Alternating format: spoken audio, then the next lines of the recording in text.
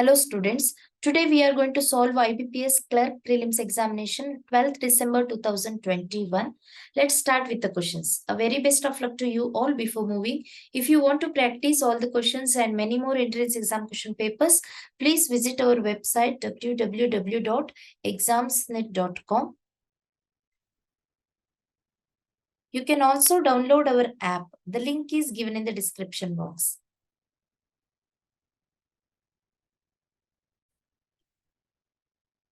Students, questions from 31 to 35 are based on the below information. Here the direction is, the table shows number of employees in 5 companies as well as the male to female ratio in these companies. Examine the table carefully and answer the questions that follow. So here in the given table, there are 5 companies, A, B, C, D and E, and total number of employees is given in each company. And the ratio of male to female so is also given. Here the question is, question 31. Find the ratio of males in company A and B together to females in company A and C together. So let us find total number of males in A and B together first. Then total number of females in A and C together. Right? So here first part. Total number of males in A and B together. A and B together is equal to, so in company A, so from the ratio 5:3, that means out of 8, 5 are males. Therefore, out of 720. So here out of 8, 5 are males. Therefore, out of 720. Right? So this gives total number of males in company A. Whereas number of males in company B. Here out of 23, 13 are males. Therefore, for 690. So out of 23, 13 are males. Therefore, out of 690. Which is equal to here 8 into 90 is 720. So 450 males are there in company A. Whereas in company B, it is 23 into 30. So 390. So 450 plus 390 is 840. So in A and B together, there are 840 males. So second part here, number of females in company A and C together. So I'll take next part here, right? So total number of females,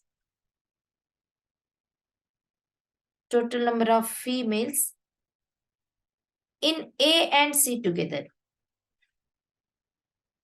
In A and C together is equal to, so in company A, so out of 8, 3 are females.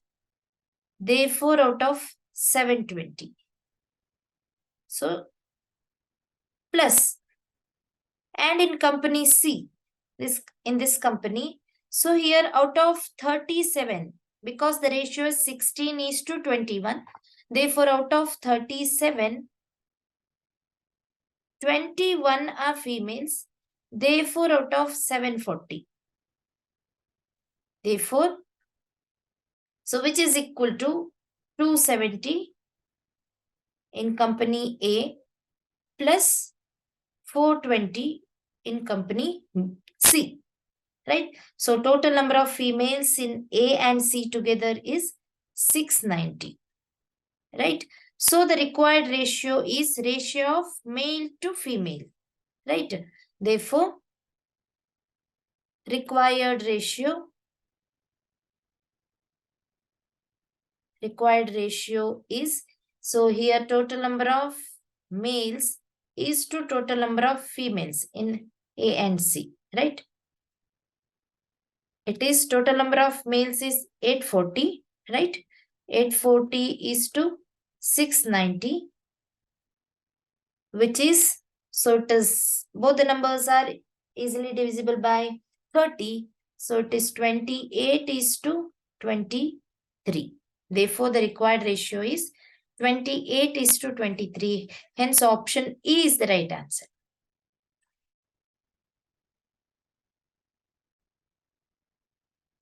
Question 32. Find the average number of employees working in companies A, B, D, and E. So, number of employees working in company A is 720. In B, it is 690. In D, it is 1050. And in E, it is 1230. So, we need to find average of these values. Average means total number of employees divided by number of companies. Here, number of companies are A, B, D, and E. So, which is 4, right? Therefore, average is equal to total employees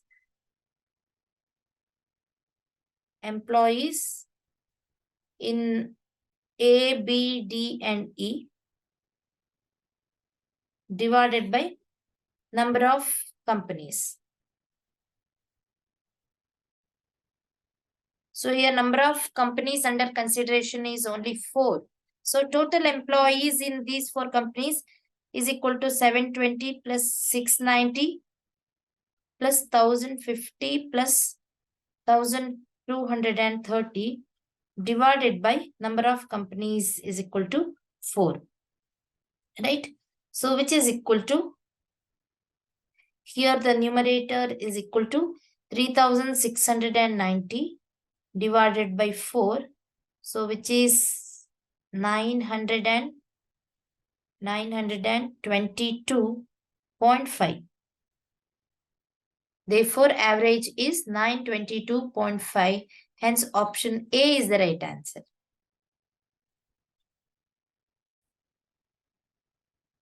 Question 33. Females in company D is what percent more than females in company A?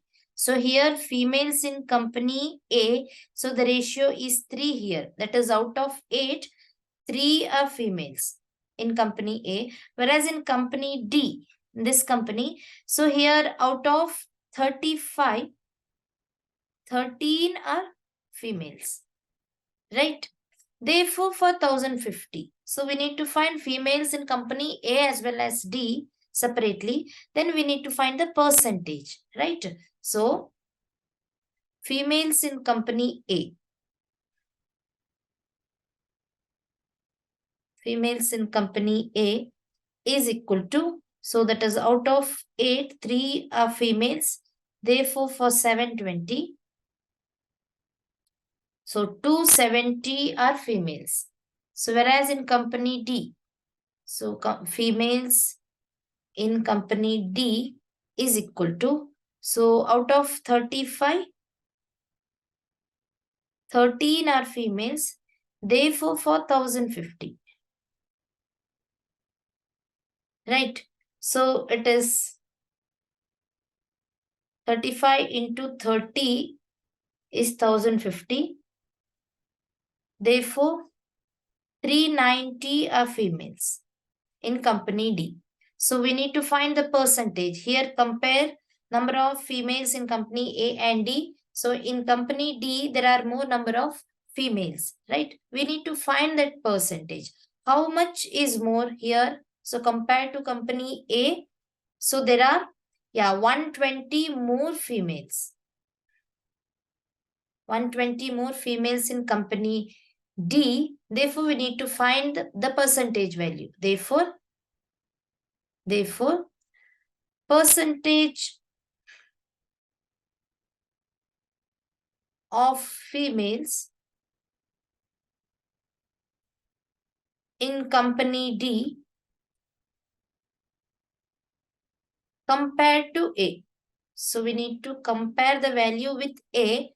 So compared to A is equal to, here in company A there are 270. So compared to A, there are 120 more, that is 390 minus 270 number of females in company D.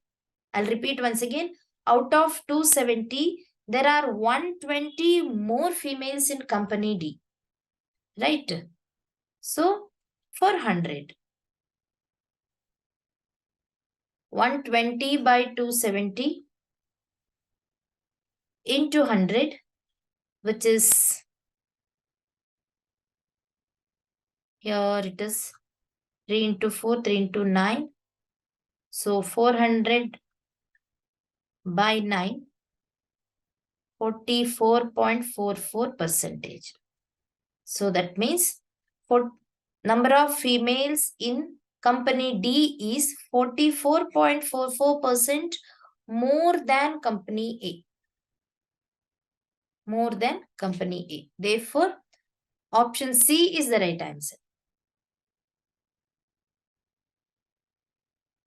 Question 34. Find the difference between the number of males in companies C and D together to females in companies B and E together. So let us find number of males in company C and D together.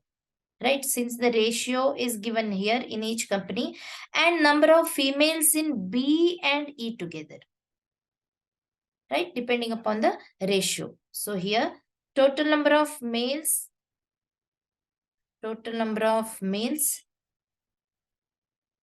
in C and D together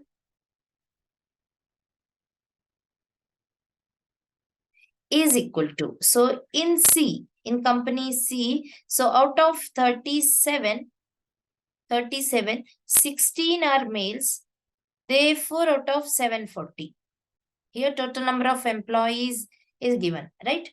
So plus in company D, so out of 35, 22 are males, therefore for 1050. So total number of males in C and D together is equal to, so 37 into 20 is 740. So there are 320 males in company C, whereas 35 into 30 is 1050. So there are 660 males in company D. So totally it is 980 males in C and D together. And the second part is number of females in B and E together. Number of females in B and E together is equal to, so in company B, so the ratio is 13:10. So that is out of 23, 10 are females. Therefore, for 690. Plus, in company E, in this company, so out of 3, 1 is female. Therefore, for 1230 employees, number of females is. So here, 23 into 30 is 690. So there are 300 females in company B, whereas in company E, there are 410 females. Therefore, it is 710. Totally, there are 710 females in B and E together. So, in the question, it is asked to find the difference between number of males and females. Males to females difference. Here, number of males is more than number of females. Therefore, required difference is equal to 980. Total number of males, 980 minus total number of females, which is 270. Right? So option D is the right answer. Question 35. If 90 males left the company B and 200 new females took new recruit in the company B, then find the percentage of females in company now. Here, so in company B, the ratio is given out of 690. If 90 males left the company, so depending upon the ratio 13:10, so we need to find number of males. Then in that number, if 90 males left the company, so what is the remaining number of males? First, we need to find remaining number of males or new number of males in B. Then number of females we need to find, that is out of 23, 10 are females. Then new number of females will be the old number of females plus 200 new females. Right?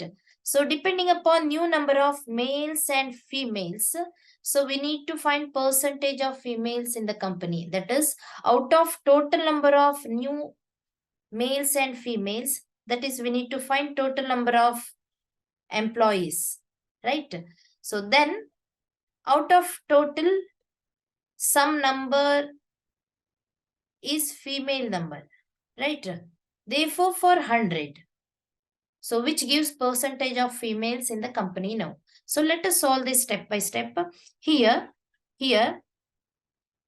number of males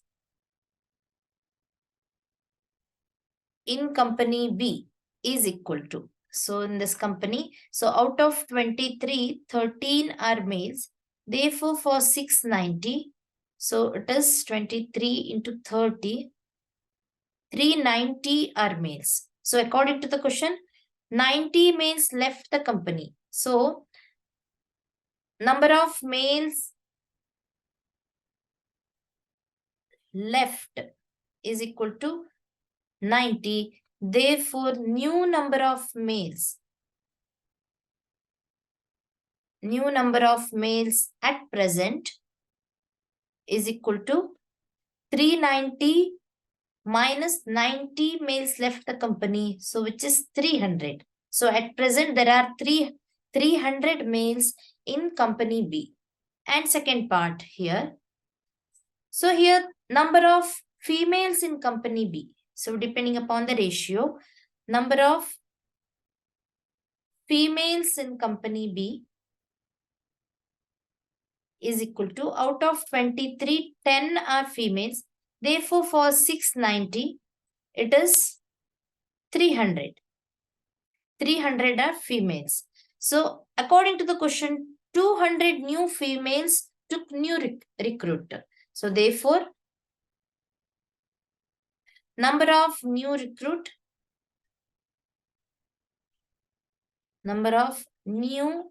recruit is equal to 200.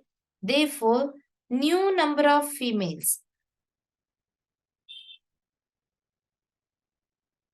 at present is equal to, so originally there were 300 females and 200 new recruitment.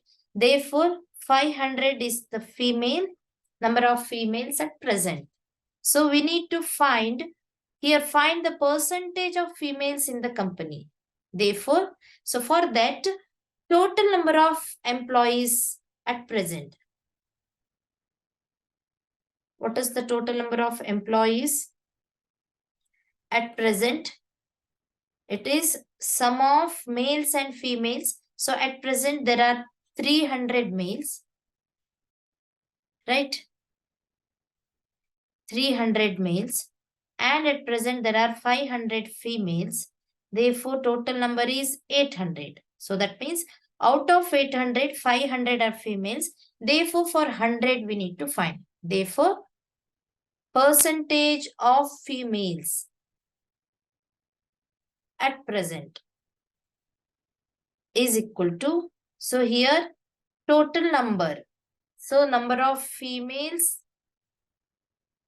by total number or total employees into 100. Right? So what is the number of females? 500 and total employees is 800 into 100. So which is equal to, here 100 into 8. So 500 by 8.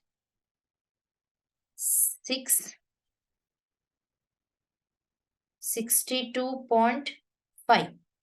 So the percentage of females at present is 62.5%.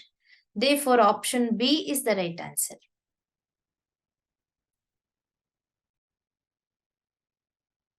Question 36. What will come in the place of question mark in the following question?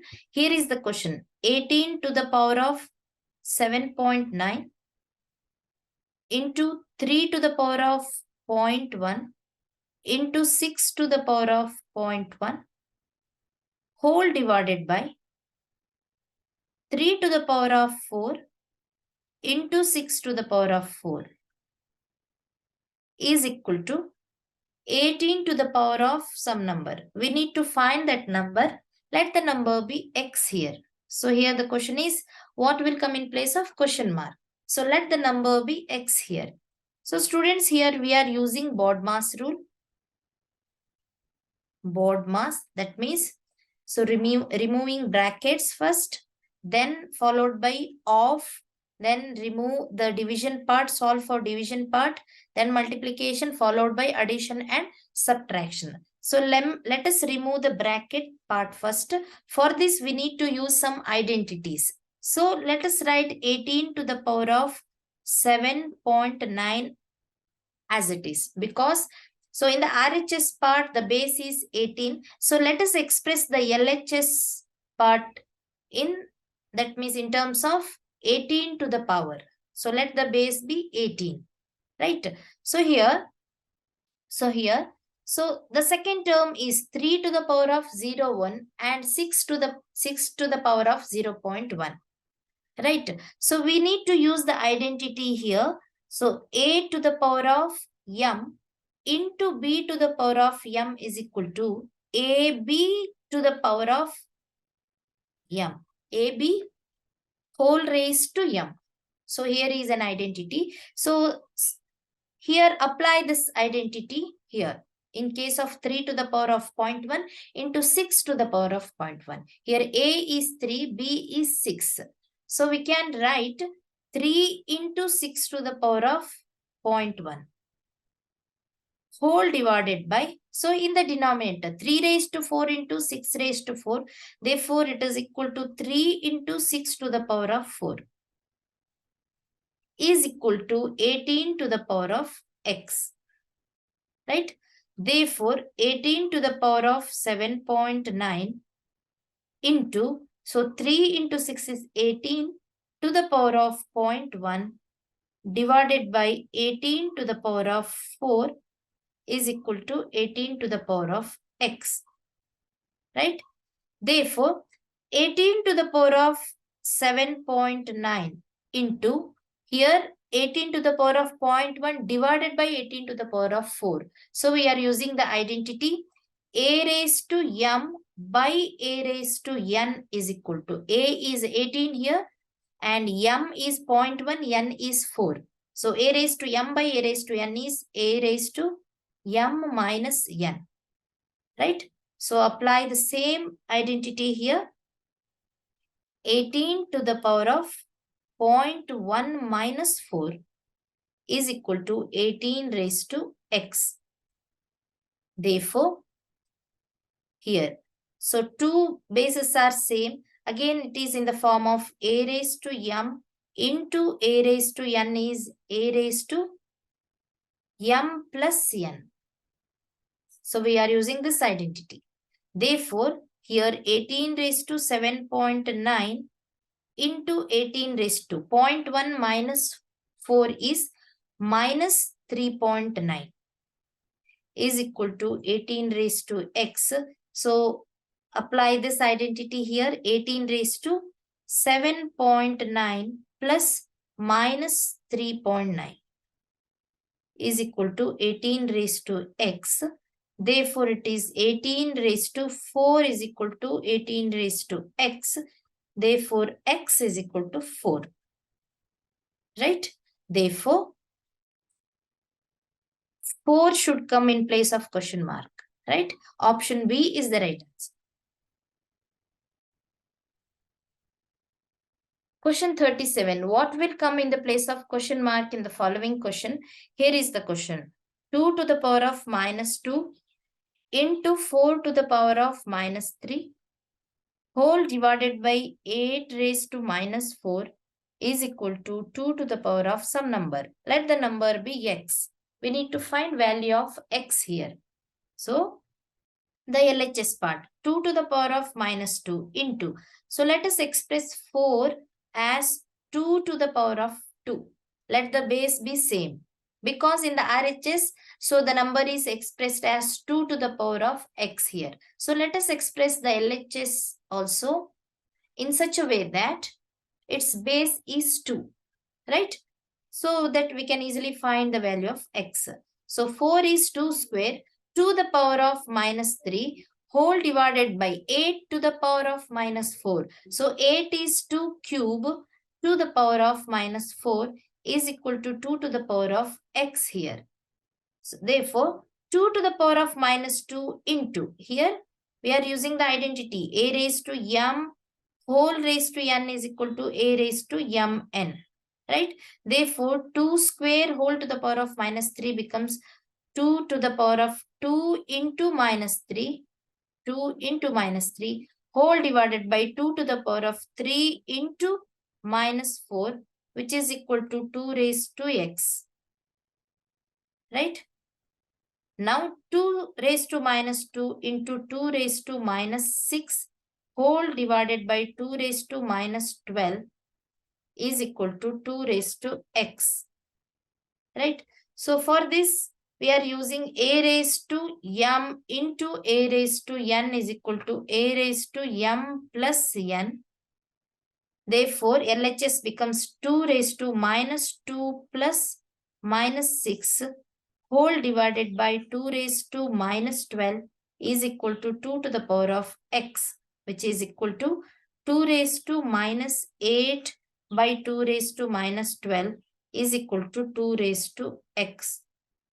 Therefore, we are using a raised to m by a raised to n is equal to a raised to m minus n, right? Apply the same identity in this case. Here the base is a, base is 2 here. 2 raised to minus 8 minus of minus 12 is equal to x.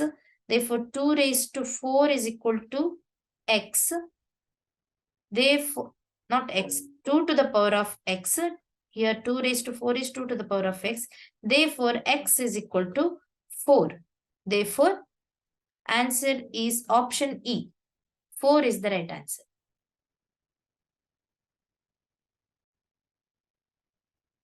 Question 38. What will come in place of the question mark in the following question? So the question is 18 integer 1 by 3 plus 9 integer 2 by 3 minus 10 integer 1 by 3 is equal to 1 integer 2 by 3 plus some number. Let the number be x. We need to find the value of x here. Students, we are using again BODMAS rule. There is no bracket to remove here. So which is followed by off part. Off means whenever there is percentage or square root, cube root, square or cube or integer part, x integer a by b, like that we need to solve that part, right? Then which is followed by division, followed by multiplication, addition and subtraction. So here let us solve for off part. Here 18 integer 1 by 3, it is a mixed fraction, so convert this mixed fraction into an improper fraction. So 18 integer 1 by 3 is equal to, so even you can take 1 by 3 in all three terms as common, right? Here 1 by 3 is common. Otherwise, you can convert this mixed fraction into an improper fraction, right? Like later you can solve for x. Therefore, here 18 integer 1 by 3 is 30, not 30, it is 55 by 3 plus 9 integer 2 by 3, 29 by 3 minus 10 integer 1 by 3 is 31 by 3 is equal to 5 by 3 plus x, right? Here the denominators are same, 3. So it is direct addition and subtraction. So numerator becomes 55 plus 29 minus 31 is equal to 5 by 3 plus x, right? So 55 plus 29 is, it is 84.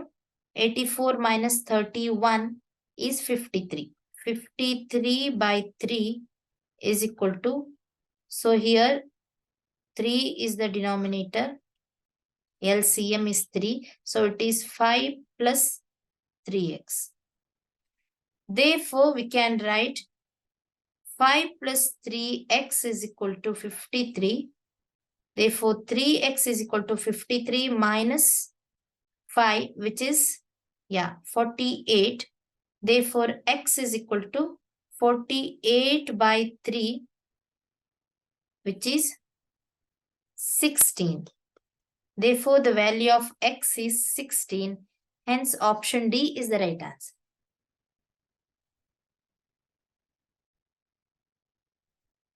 Question 39. What will come in the place of question mark in the following question? So here is the question. There is a question mark.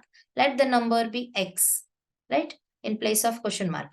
Minus 0.5 whole divided by 0.4 is equal to 150 divided by 2.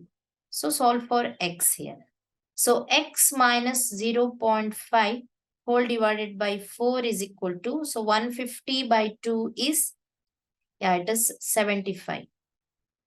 Therefore, x minus 0.5 is equal to 75 into 0.4, which is 30, right? Therefore, x is equal to 30 plus 0.5, which is 30.5. Therefore, value of x is 30.5, option B. So, in place of question mark, so the number should be 30.5.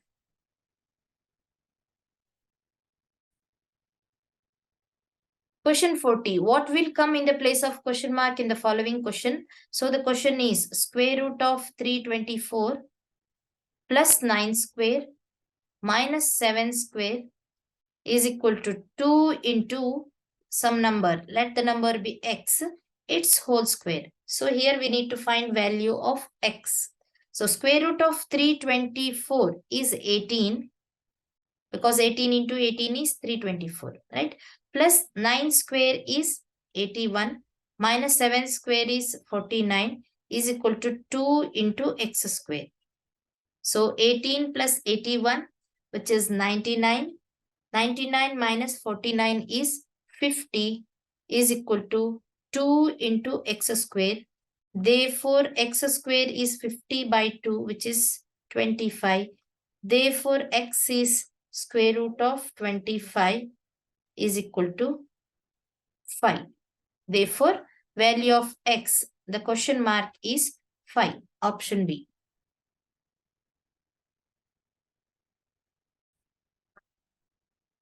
Question 41. What should come in place of the question mark in the following question? Here the question is 45% of 260 plus 130% of 180. So here 45% means 45 by 100 of 260 means into 260 plus 130 by 100 into 180, right? So here 100 into 2.6 is 260. So 2.6 into 45 is 170. Plus here 100 into 1.8. So 1.8 into 130 is 234. Therefore, the answer is 351. Therefore, so the number 351 will come in place of question mark. Hence, option B is the right answer.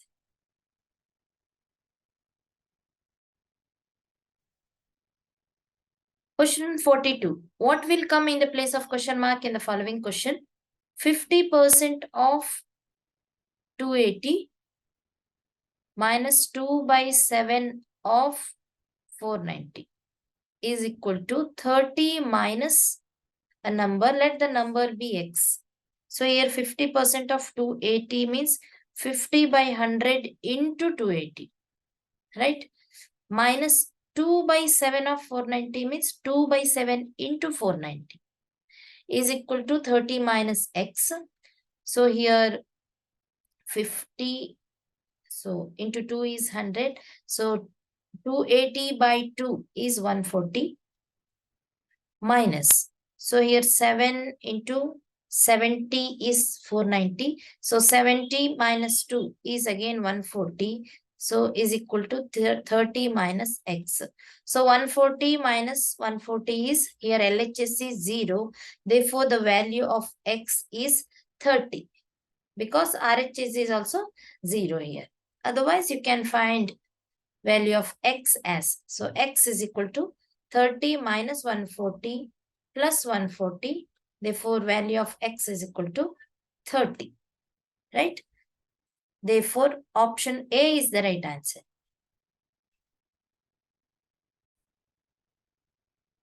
Question 43. What will come in the place of question mark in the following question? Here the question is square root of 1024 into 40 plus 20 square plus 0.5% of 9600 plus 469 is equal to x cube. So let the number be x and its cube is given here. So we are using board mass rule here. Board mass, that is, we need to remove the brackets first. There is no bracket to remove, though it is 20 square. So it is off, square of 20. So after removing brackets, we need to go for off part. That means square root of 1024 and square of 20 and 0.5% of 9600. Right? So here square root of 1024 is 32. Right? 32 into 32 is 1024. Into 40 plus square of 20 is 400 plus 0.5% of 9600. 0.5 divided by 100 into 9600 plus 469 is equal to x cube. Right? 32 into 40 is 1280 plus 400 plus. So here half of 96 is 48 plus 469 is equal to x cube. Add all these values, 1280 plus 448. So here plus 469 is equal to, so we can write x cube is equal to 2197.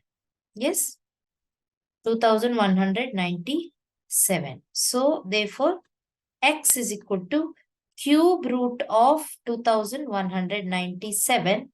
So which is cube root of 2197 is 13. Right? Therefore, the value of x or 13 so will come in place of question mark.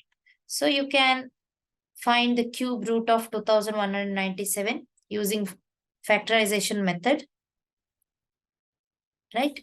So here in factorization method, the lowest possible factor for 2197 is, so it is, so can check with 3, can we? Or directly with 13, because 13 is a prime number. So in check with 13, right? So 13 into 1, 13. So it,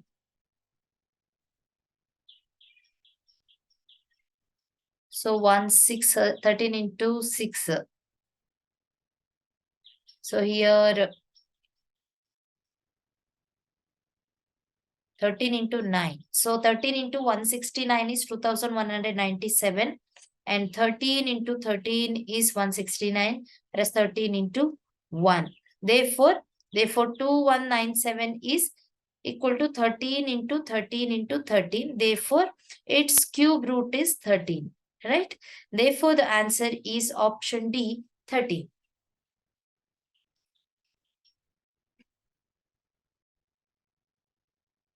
Question 44. What should come in the place of question mark in the following question? So the question is 90 into 20% of 105 divided by 3 is equal to a number. Let it be x. Again, we are using board mass rule.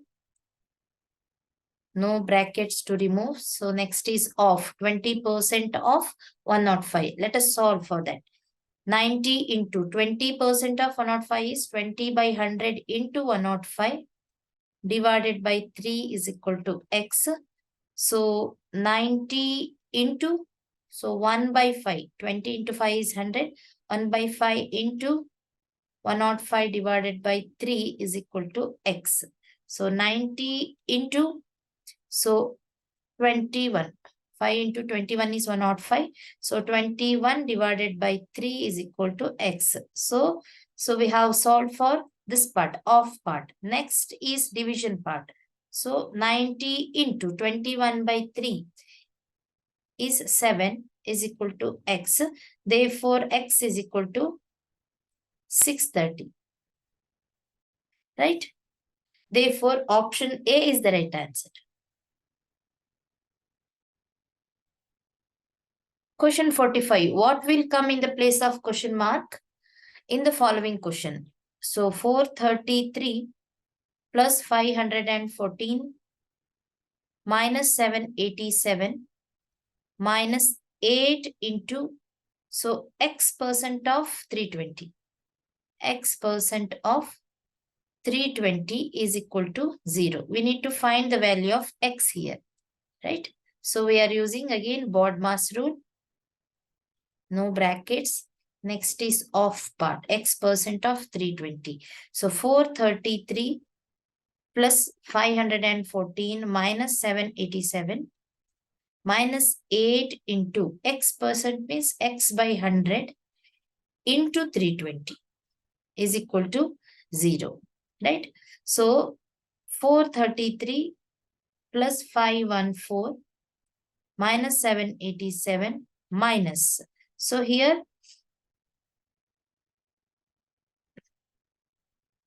so 8 into 32 x by 10. So you can 2 into 5, 2 into 16, right? Then you can still simplify, right? 16 into 8, 128x by 5, right, is equal to 0. Now,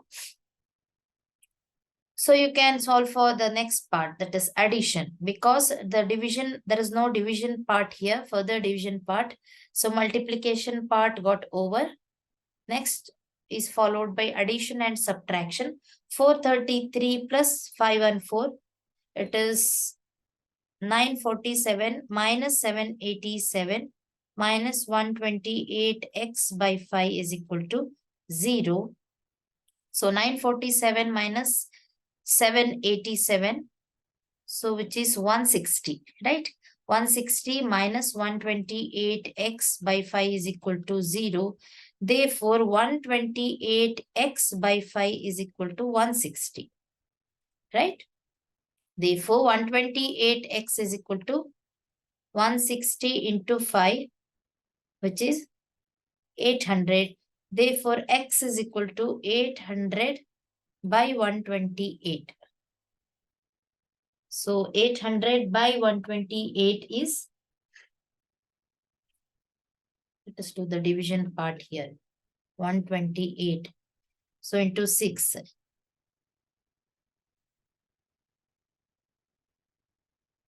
So 768. So 32 is the remainder. Point here. 128 into 2, right? 256. So 64 is the remainder. Next,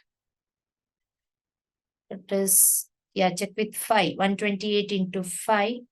So it is, yeah. Therefore, the answer is 6.25. 6.25. Value of x is 6.25. Therefore, the answer is option A. Question 46. In each of the following number series, a wrong number is given. Find out that number. Here in the given series, first number is 23.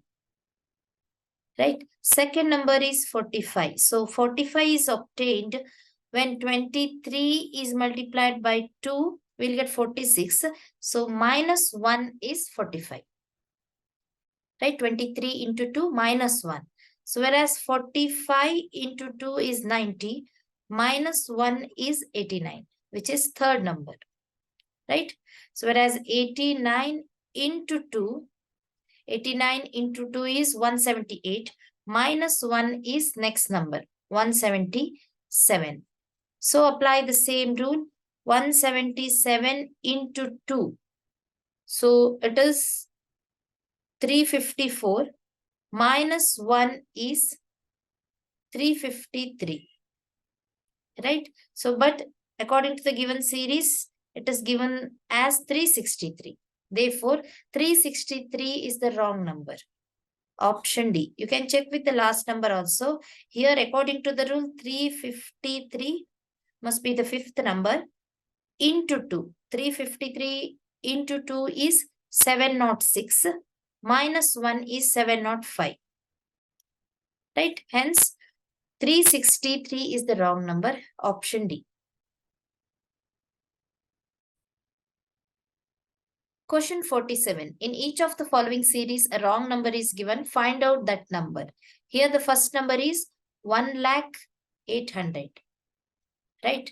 So when 1,800,000 is divided by 7, we'll get second number. So 1,800,000 divided by 7. So 7 into 1 is 7. 7 into 4 is 28. 7 into 4 is 28. So 2 zeros. So which is 14,400. So 1,800,000 divided by 7 is equal to 14,400, which is second number. Right? And second number, which is 14,400 divided by 6. So the number which is 1 less than the previous number, right? 6 is equal to. So 14,400 divided by 6. 6 into 2 is 12. 6 into 4 is 24. So 2 zeros, 2,400. Therefore, when second number is divided by 6, we'll get third number, 2,400. So when 2,400 is divided by 5, right? So we'll get next number, which is 480. You can verify, right? When 480 is divided by, next number must be 4, right? Here, one number less than 5 is 4. Therefore, when 480 is divided by 4, we'll get 120. So as fifth number. But in the given series, so 240 is given. Therefore, 240 is the wrong number. Therefore, option B. So which is wrong number. So you can verify. So according to the same rule, if 120 is the fifth number, so when it is divided by 3, we will get next number, that is 40. Right? Therefore, only 240 is the wrong number.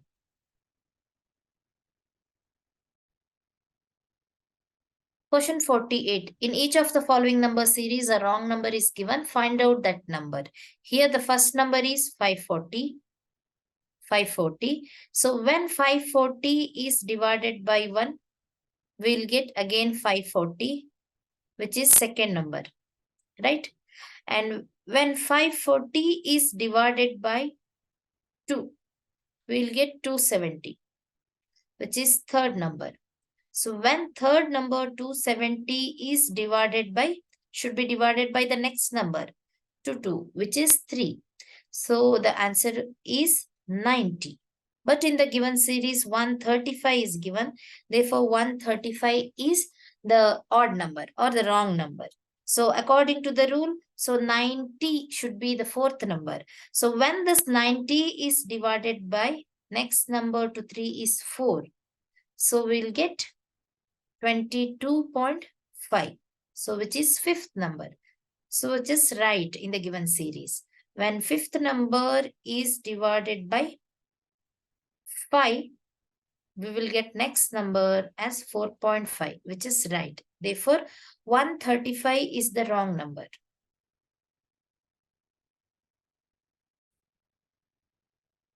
Question 49. In each of the following number series, a wrong number is given. Find out that number. So here in the given series, first number is 38. So 38 plus 1 gives next number, which is 39. Right? Whereas 39, second number plus 4 gives third number, which is 43. Right? So whereas 43 plus some number gives next number, which is 52. Therefore, this number to be added should be 9, right? So here, look at these numbers which are added to each number. So here 1, 4 and 9, these are all square numbers. Square numbers which are consecutive. So we can call them as consecutive square numbers. 1, 4, 9 are consecutive square numbers, 1 square, 2 square, 3 square. So in the next case, so for 52, the number to be added is 16, which is 4 square, right? So we'll get, so the next number will be 68. So in the given series, 70 is given.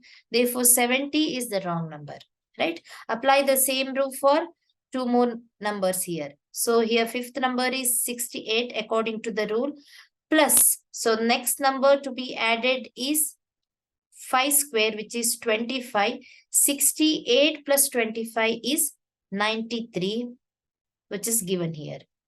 So 93 plus 6 square is 36 is equal to 129, which is given correctly. Therefore, 70 is the wrong number. So instead of 70, so what should be the number? 68 is the right number.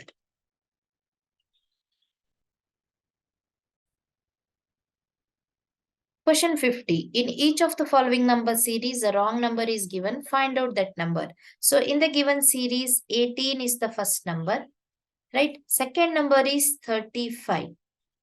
So 35 is obtained by adding a number to 18. This number is 17.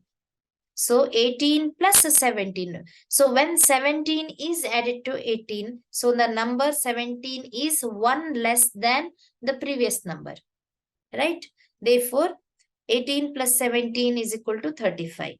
So whereas 35 plus 34, a one number less than 35 is added to get 69, which is third number, right? And 69 plus, so what number should be added here?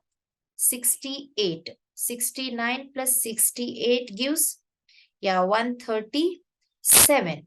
But in the given series, 136 is given, right?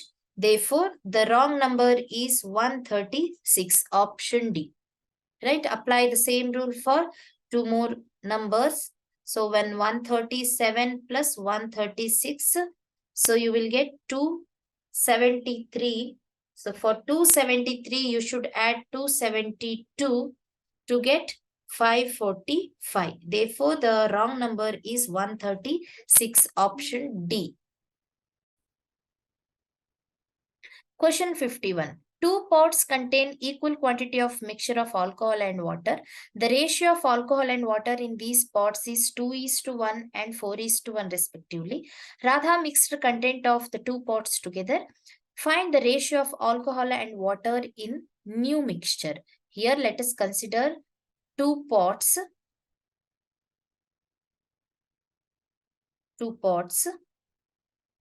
in which alcohol and water are mixed together. So here in pot 1, alcohol and water are mixed in the ratio 2:1, where 2 represents quantity of alcohol, 3 represents quantity of water, whereas in second pot, they are mixed in the ratio 4:1. This is what first pot, the second pot. So here it is given that two pots contain equal quantity of mixture. Here, equal quantity of mixture of alcohol and water are mixed in each pot, right? So let us assume X be the quantity of mixture in each pot. right? So here we need to find ratio of alcohol and water in the new mixture. That means when these two mixtures are mixed, so we'll get a new ratio of alcohol and water, right? I'll repeat, when these two mixtures are mixed, pot 1 mixture and pot 2 mixtures are mixed, we'll get a new ratio of alcohol and water. So we have to find this new ratio, right? So for this, let us assume, so X be the quantity of mixture in each pot, right? Let the quantity of mixture in each pot, quantity of mixture in each pot is equal to X, and X liters, since they are liquids, X liters, right? Then quantity of alcohol in each pot, in pot 1 as well as pot 2, right? Together we are taking. So therefore quantity of alcohol in each pot is equal to, so in pot 1 out of 5, 2 is the quantity of alcohol. Therefore, for X, right, X quantity of mixture, what is the quantity of alcohol? Plus, in pot 2, so out of 5, 4 is the quantity of alcohol. Therefore, for X quantity of mixture, right? Therefore, this gives quantity of alcohol in each pot. Together we are taking. So also quantity of water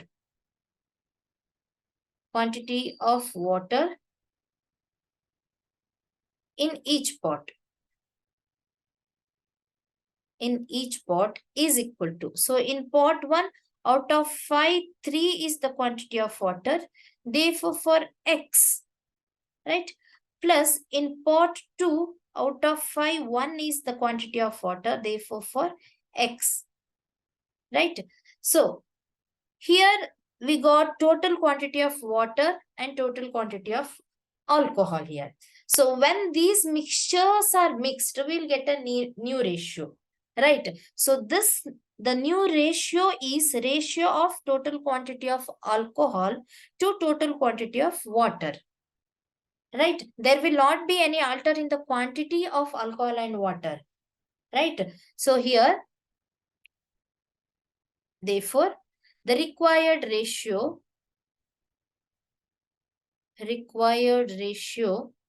is equal to what is the quantity of alcohol?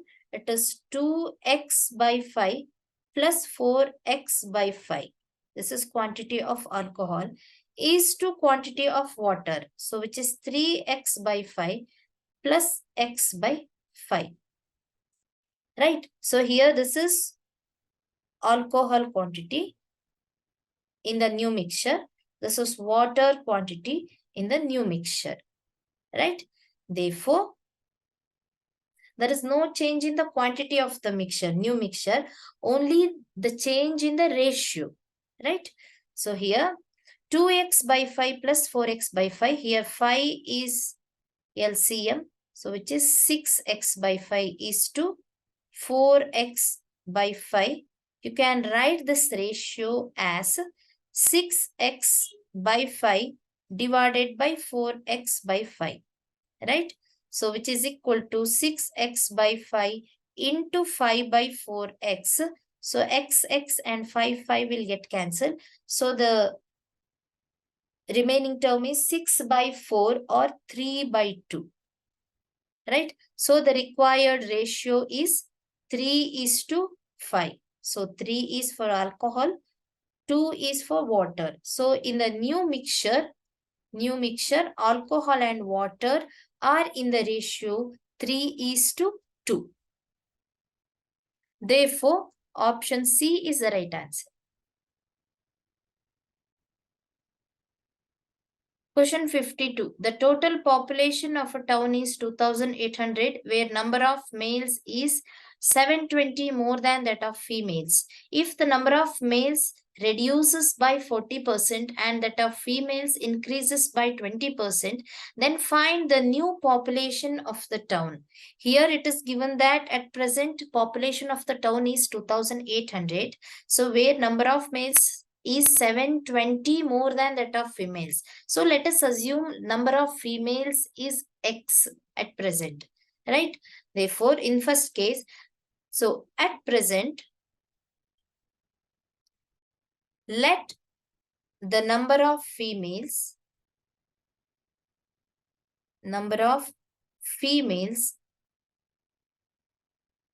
be X. Therefore, number of males. So it is given that 720 more than the number of females. So it becomes X plus 720. Therefore, number of males plus number of females. So X plus 720 is the total population. Right? Total population. What is total population? So it is 2800. Right? Therefore, 2x plus 720 is 2800. Therefore, 2x is 2800 minus 720. So, which is 2080. 2x is 2080. Therefore, x is 1040. Right? So, therefore, number of females is 1040.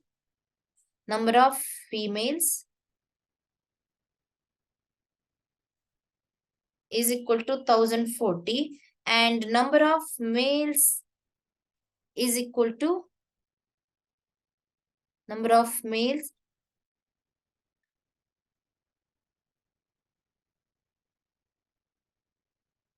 is equal to x plus 720. It is 1040 plus 720, which is 1760.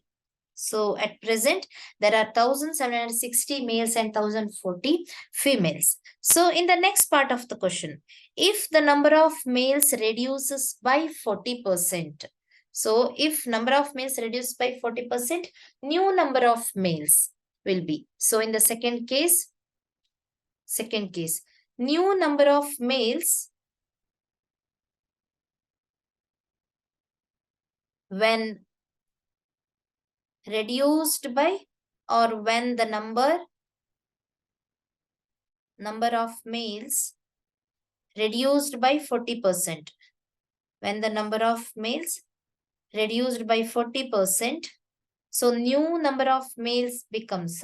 So when it is reduced by 40% means original number of males, which is 1760 minus 40% of 1760, because 40% of the original number is reduced from the original number, right? Therefore, 1760 minus 40% means 40 by 100 into 1760, or else you can directly write it as 60% of 1760 because 40% is reduced here, right? Therefore, we'll take 1760 as common. 1 minus 40 by 100. So it is nothing but 60 by 100, which is 60%, right? Therefore, 1760 into 60 by 100. Therefore, 2 zeros will get cancelled. So 176 into 6 is 1056. So 1056 is, it's a new number of males when number of males is reduced by 40%. And it is given that females number is increased by 20%. If females number is increased by 20%, new number of females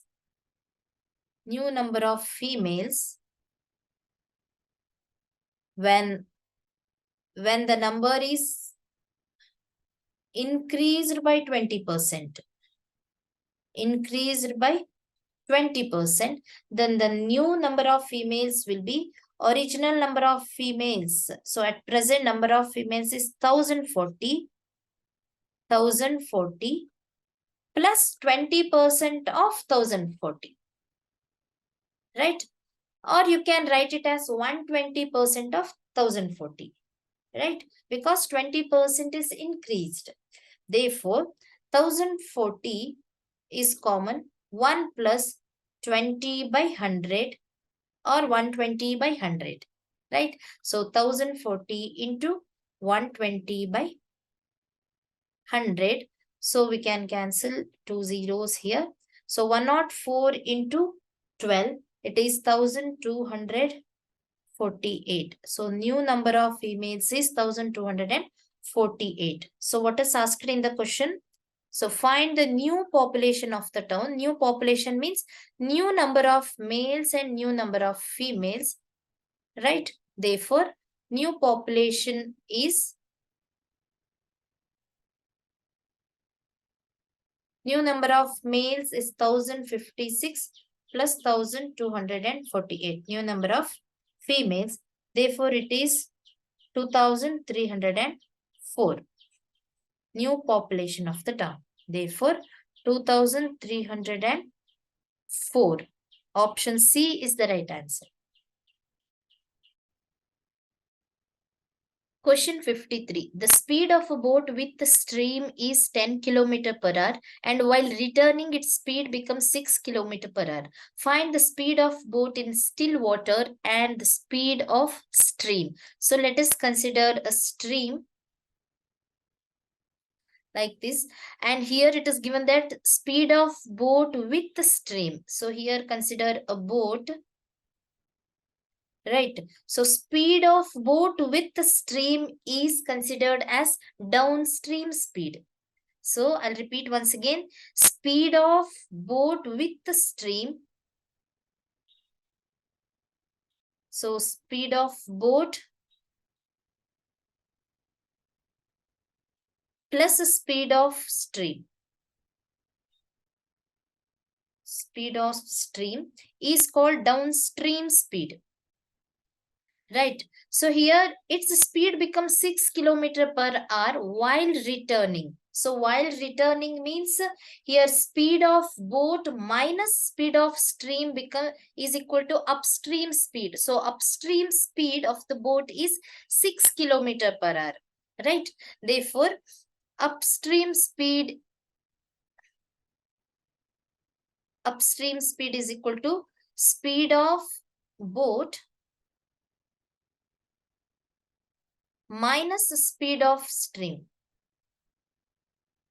Minus speed of stream. Here while returning, if the boat is returning like this, so speed of the boat, so there is an oppose or the speed opposite to the speed of boat. Right. So here the stream opposes the speed of the boat. Therefore, speed minus speed of stream. So upstream speed is equal to speed of boat minus speed of stream. So here it is asked to find the speed of boat in still water and speed of stream. So by formula, speed of boat in still water is half the sum of upstream speed and downstream speed. Right? So speed of boat in still water is half of downstream speed plus upstream speed. Downstream speed plus upstream speed. Upstream speed. And the next is to find the speed of stream. So speed of stream is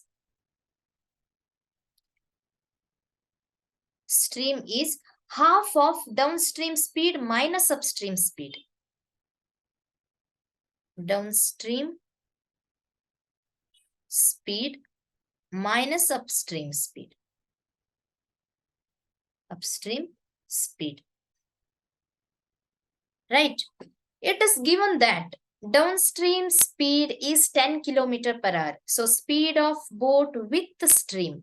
So speed of boat plus speed of stream. So which is 10 km per hour. So let us come to the calculation part here. So downstream speed is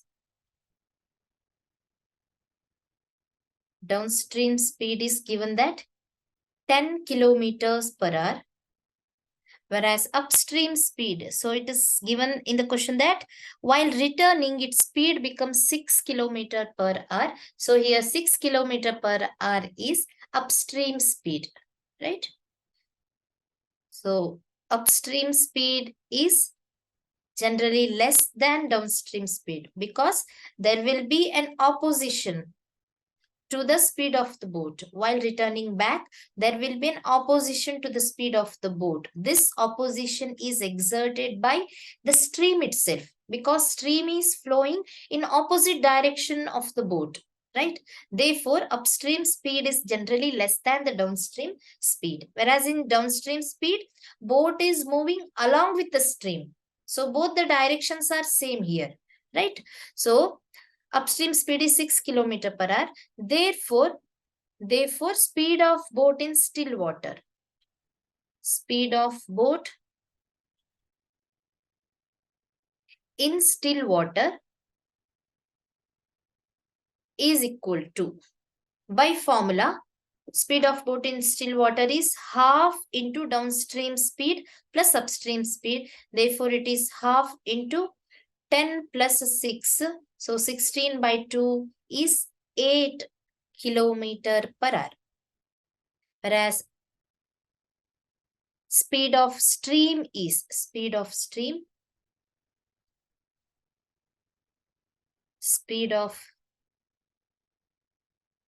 is equal to half into, by formula, downstream speed minus upstream speed. So it is 10 minus 6. 10 minus 6 is 4 divided by 2 is 2. 2 kilometers per hour. Therefore, speed of boat in still water is 8 km per hour. Speed of stream is 2 km per hour. So options 8 km and 2 kilometers. Option A is the right answer.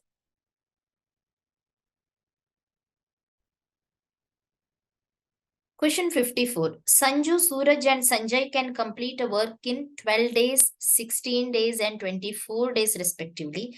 In how many days will the three of them to do the same work together? Here, Sanju takes 12 days to complete some amount of work. To do the same amount of work, Suraj takes 16 days and Sanjay takes 24 days.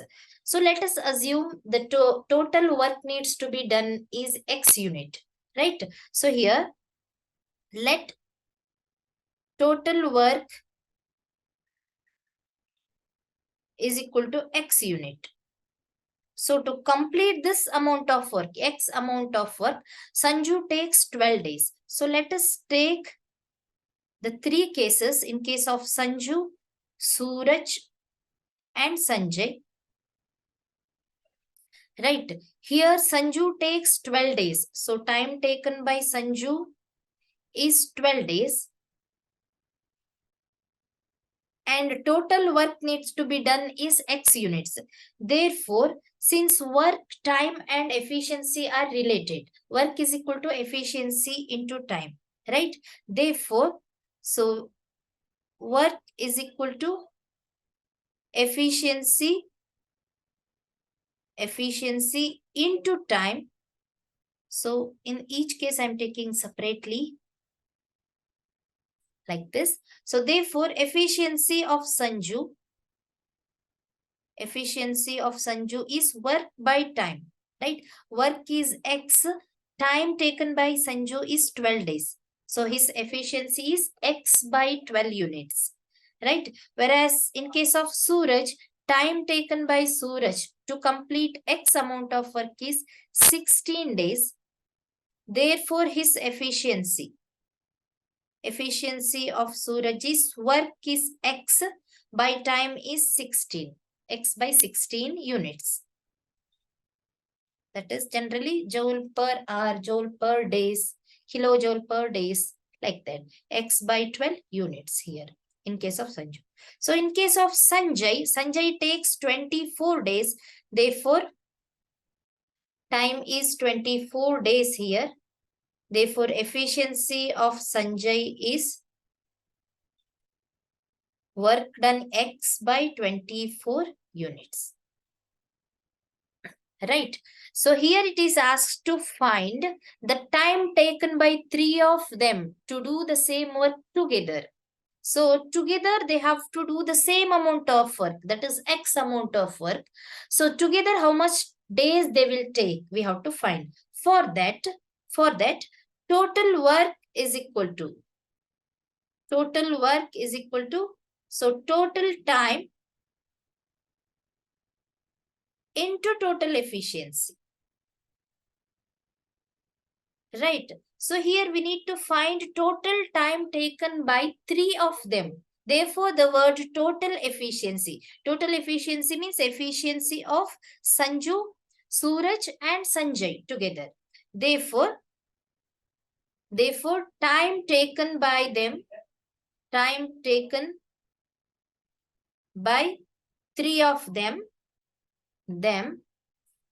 to complete the same work, together is equal to total work divided by total efficiency. Total efficiency. So what is the total work here? X amount of work, and their total efficiency is X by 12 X plus X by 16 plus X by 24. So X by 12 plus X by 16 plus X by 24. Therefore, so X by, here in the denominator, yes, here 48 is the LCM. So addition of fractions. So 12 into 4 is 48. Therefore, X into 4, 4X plus 16 into 3 is 48. Hence, in the numerator 3X. Therefore, 24 into 2 is 48. So, 2X. Therefore, it is equal to 48X divided by 9X. So, X and X will get cancelled. So, 9 and 48 are divisible by 3. So, 3 into 16, 3 into 3. 16 by 3. Here the unit is, so number of days. Therefore, 16 by 3 days. So, 3 of them take 16 by 3 days to complete the same amount of work together. Right? Therefore, option A is the right answer.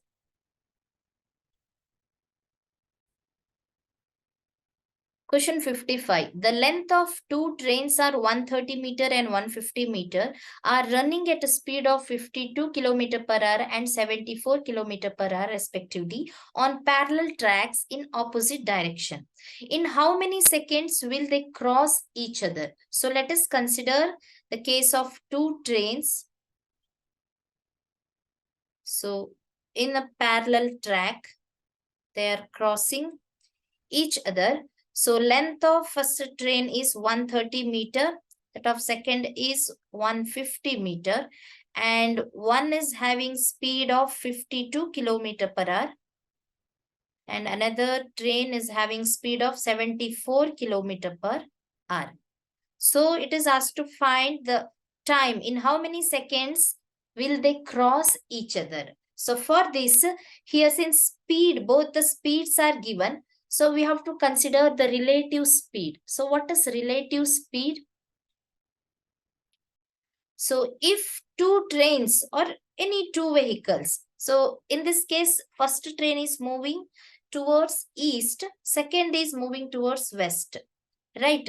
So if they are moving in opposite direction, while they crossing each other, I'll repeat, while they crossing each other, the speed appears to be more compared to the original speed. So this speed is called relative speed. So it is a sum of speed of the two trains. Speed of first train plus speed of second train. Second train.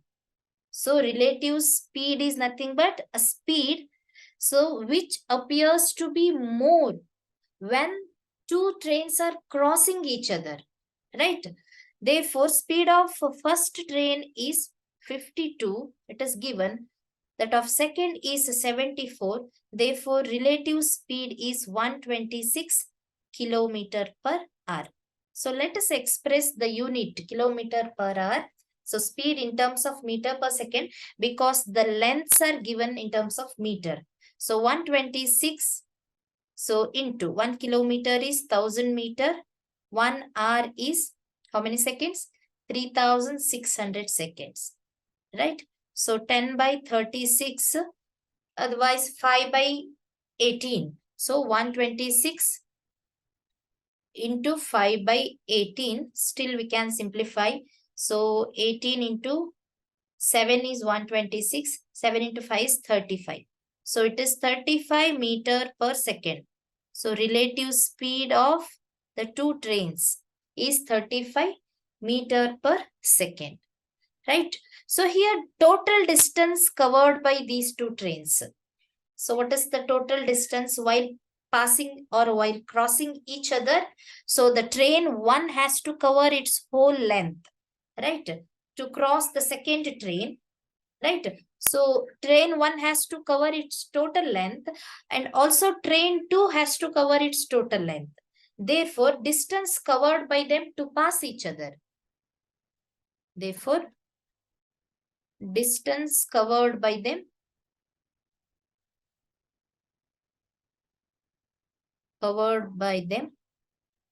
to pass each other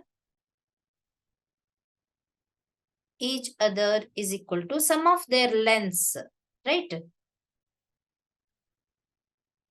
Sum of their lengths. So their lengths are 130 and 150. So 130 plus 150, which is 280 meter, right? So the relative speed is given, sum of their speeds and sum of their lengths, total length is given. Therefore, so time taken to pass each other. So in the question, how many seconds will they cross each other? In how many seconds or they will cross each other? Therefore, time taken by two trains to pass each other is equal to, so time is distance by speed. So here total distance by relative speed, since both the trains are moving in opposite direction, so the term relative speed, right? So distance is 280 meter by relative speed is 35 meter per second.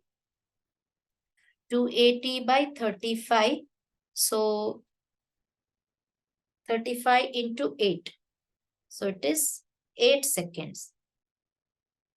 Therefore, they will cross each other in 8 seconds. Therefore, option B is the right answer.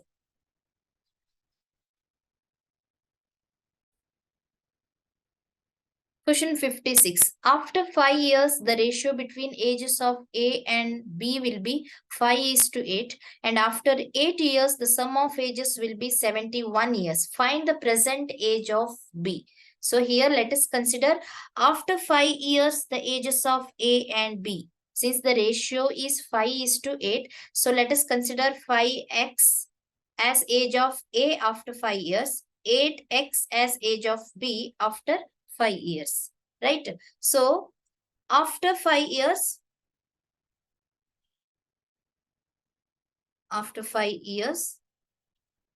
let the ages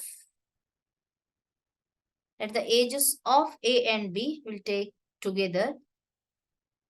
Let the ages of A and B be 5x and 8x respectively. since the ratio is 5:8, so let their ages be 5x and 8x.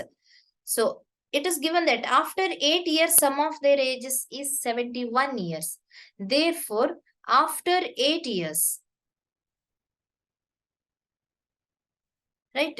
After 8 years, age of A will be. So after 5 years, age of A is 5x.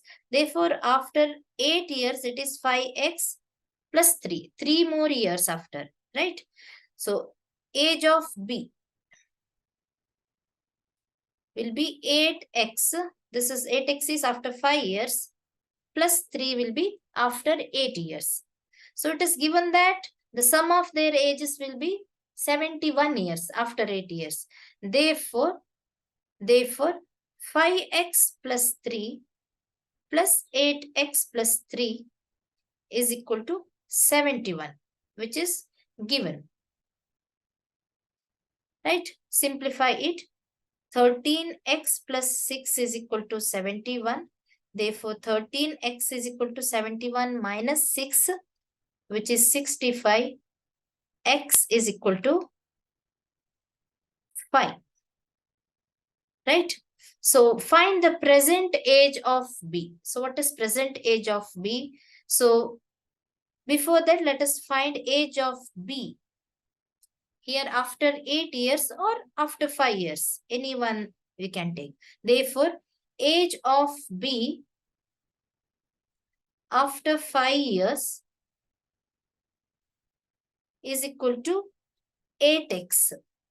Based on the ratio, it is 8x, which is 8 into 5, 40 years. So after 5 years, age of B is 40 years. Therefore, present age of B is, so 40 minus 5, which is 35 years. Right? Therefore, option E is the right answer.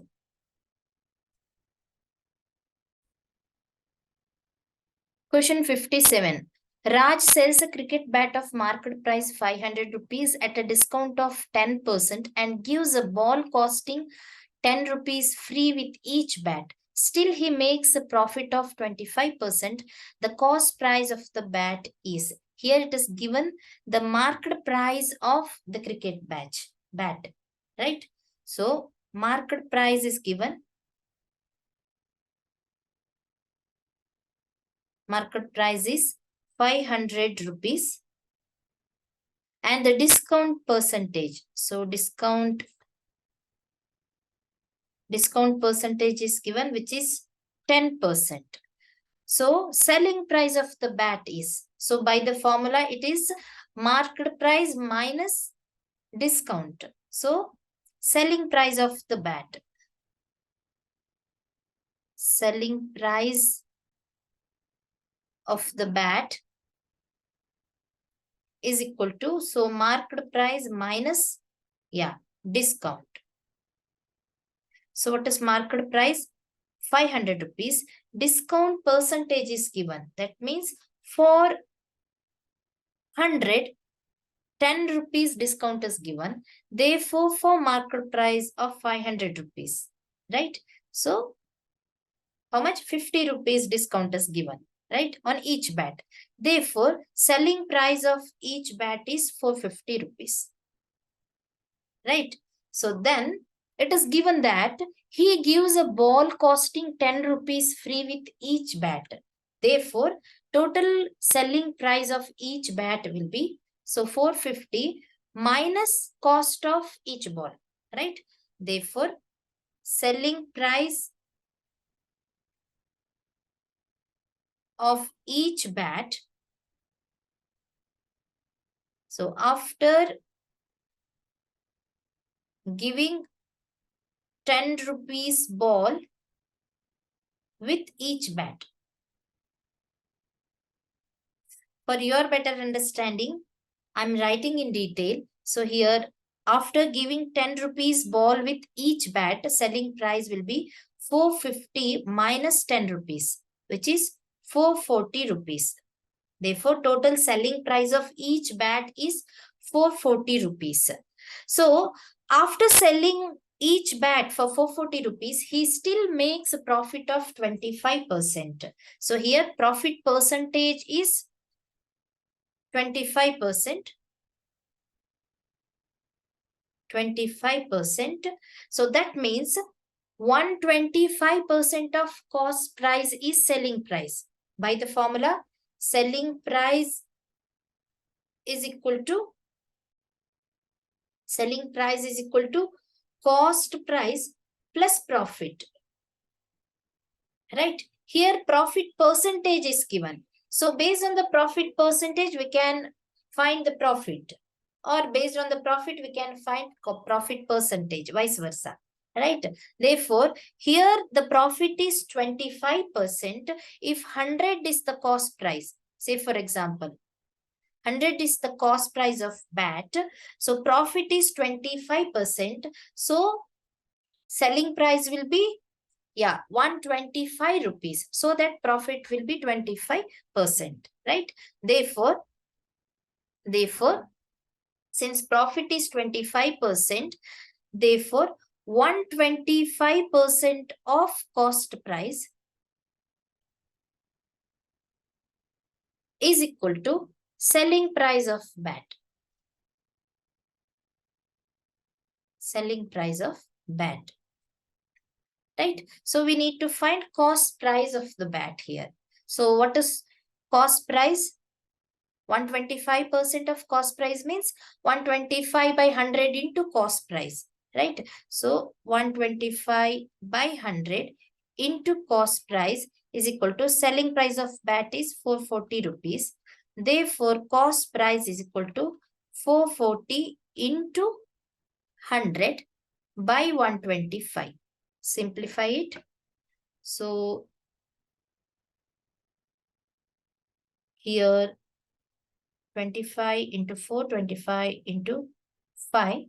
So 5 into 8 is 40, 88 into 4, right? So which is 352. Cost price of each bat is 352 rupees. And the selling price of each bat is 440 rupees. So that his profit is 25%, right? Therefore, the answer is option C, 352 rupees is the cost price.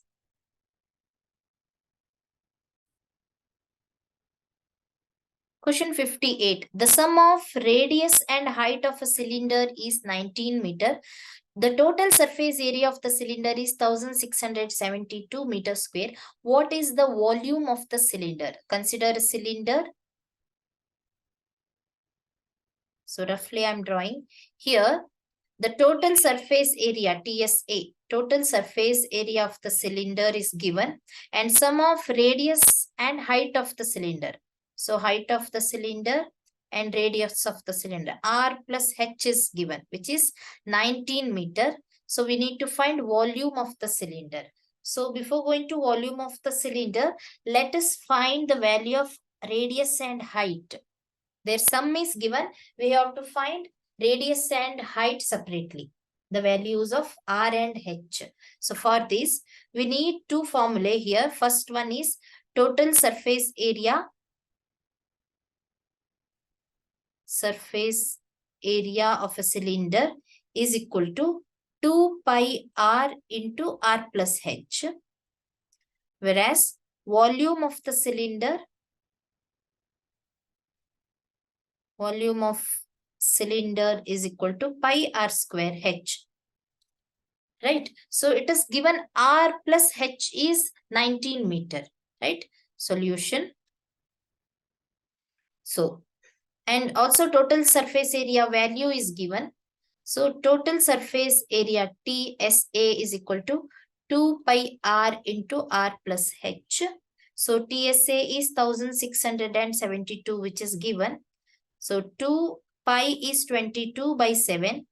R value we need to find into R plus H is given 19 meter. Right? R plus H is equal to 19 meter, which is given. So simplify it. So R is equal to, directly I am taking 1672 into 7 divided by 2 into 22 into 19. Right? So which is equal to, think 2 into 8 is 16, 2 into 3, 2 into 6, 836. I think it is divisible by, yeah, 22 is divisible by or 19. Can check.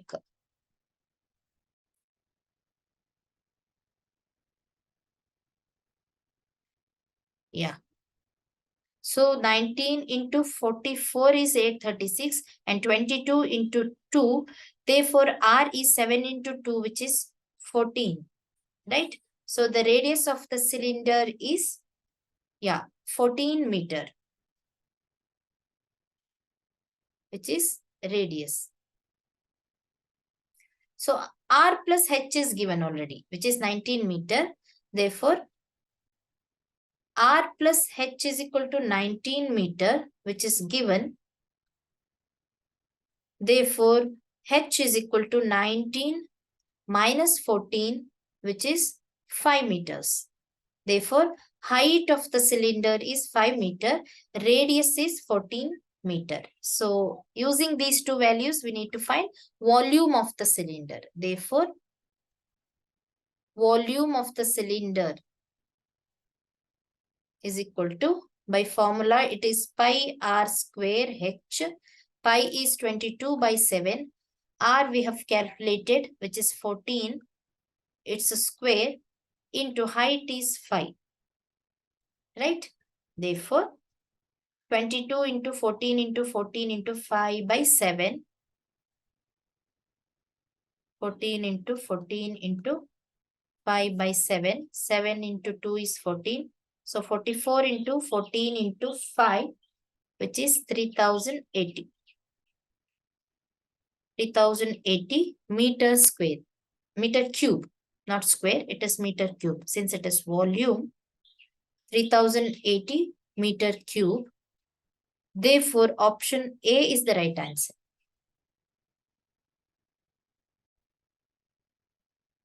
Question 59. The principal is 10,500 rupees. Rate of simple interest is 12% and time is 10 years. 1/3 of interest earned from A invested in B for 5 years at 12% rate. Find the amount received from B after 5 years. That means in first case, so the invested money, that is sum is 10,500 rupees, that is principal, and rate of simple interest R is 12% and T is 10 years. So in first case, we need to find simple interest using the formula PTR by 100. Right? So in the second case, 1/3 of interest earned from A, 1/3 of the simple interest in the first case will be the principal in the second case. 1/3 of interest earned from A invested in B for 5 years at 12% rate. Here time is 5 years, rate of interest is 12% and principal is 1/3 of simple interest. Right? So in the first case, the simple interest we have calculated, right? So its 1/3 becomes principal for the second case, right? Therefore, in the second case, we need to find amount received. For this, we use the formula amount is equal to principal plus interest. So in the second case also, we need to find interest using the formula PTR by 100. So where P value is 1/3 of simple interest. Right? First simple interest and time is 5 years and rate is 12%. So let us solve this here. In the first case, yeah, simple interest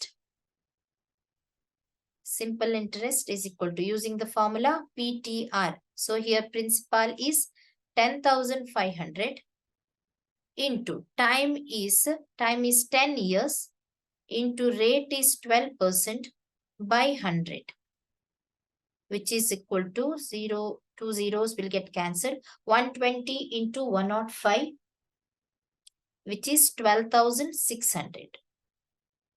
12,600 rupees is the simple interest. So in the second case, 1/3 of simple interest will be the principal, right? Therefore, principal is equal to 1/3 of simple interest. It is not the formula, it is given, right?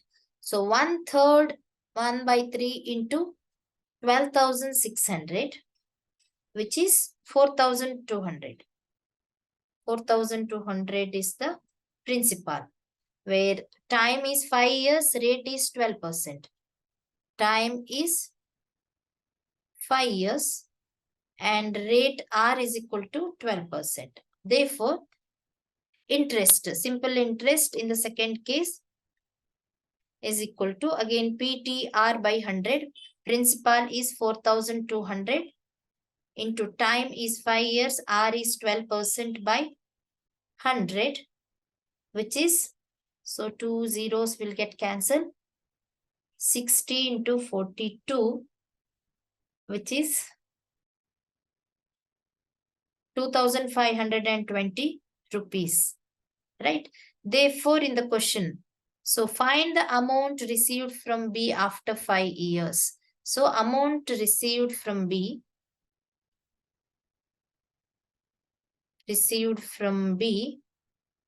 is equal to, so it is principal plus interest, right? So principal in the second case is 4,200 plus simple interest. So 2,520, so which is equal to 6,720 rupees. Therefore, amount received from B after 5 years is equal to 6,720 rupees. Hence, option C is the right answer. So here I'll repeat once again. Here, the principal amount here and rate of interest and time is given. And based on these values, we need to find simple interest, right? So 1/3 of simple interest earned is invested on B, that is from A. This simple interest in the first case, this is calculated from A, right? So this 1/3 of simple interest is invested on B for 5 years at 12% rate. So in the second case also we need to find simple interest and amount received from B. Amount received from B is principal invested by A plus interest received by B, right? Therefore, it is 6,720 rupees.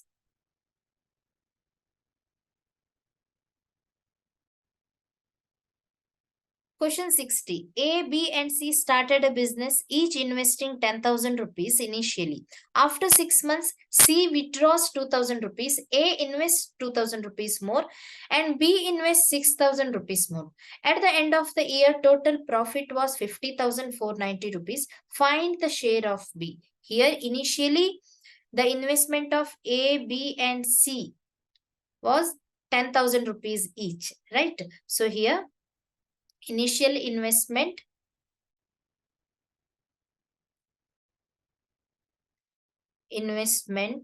of A, B, and C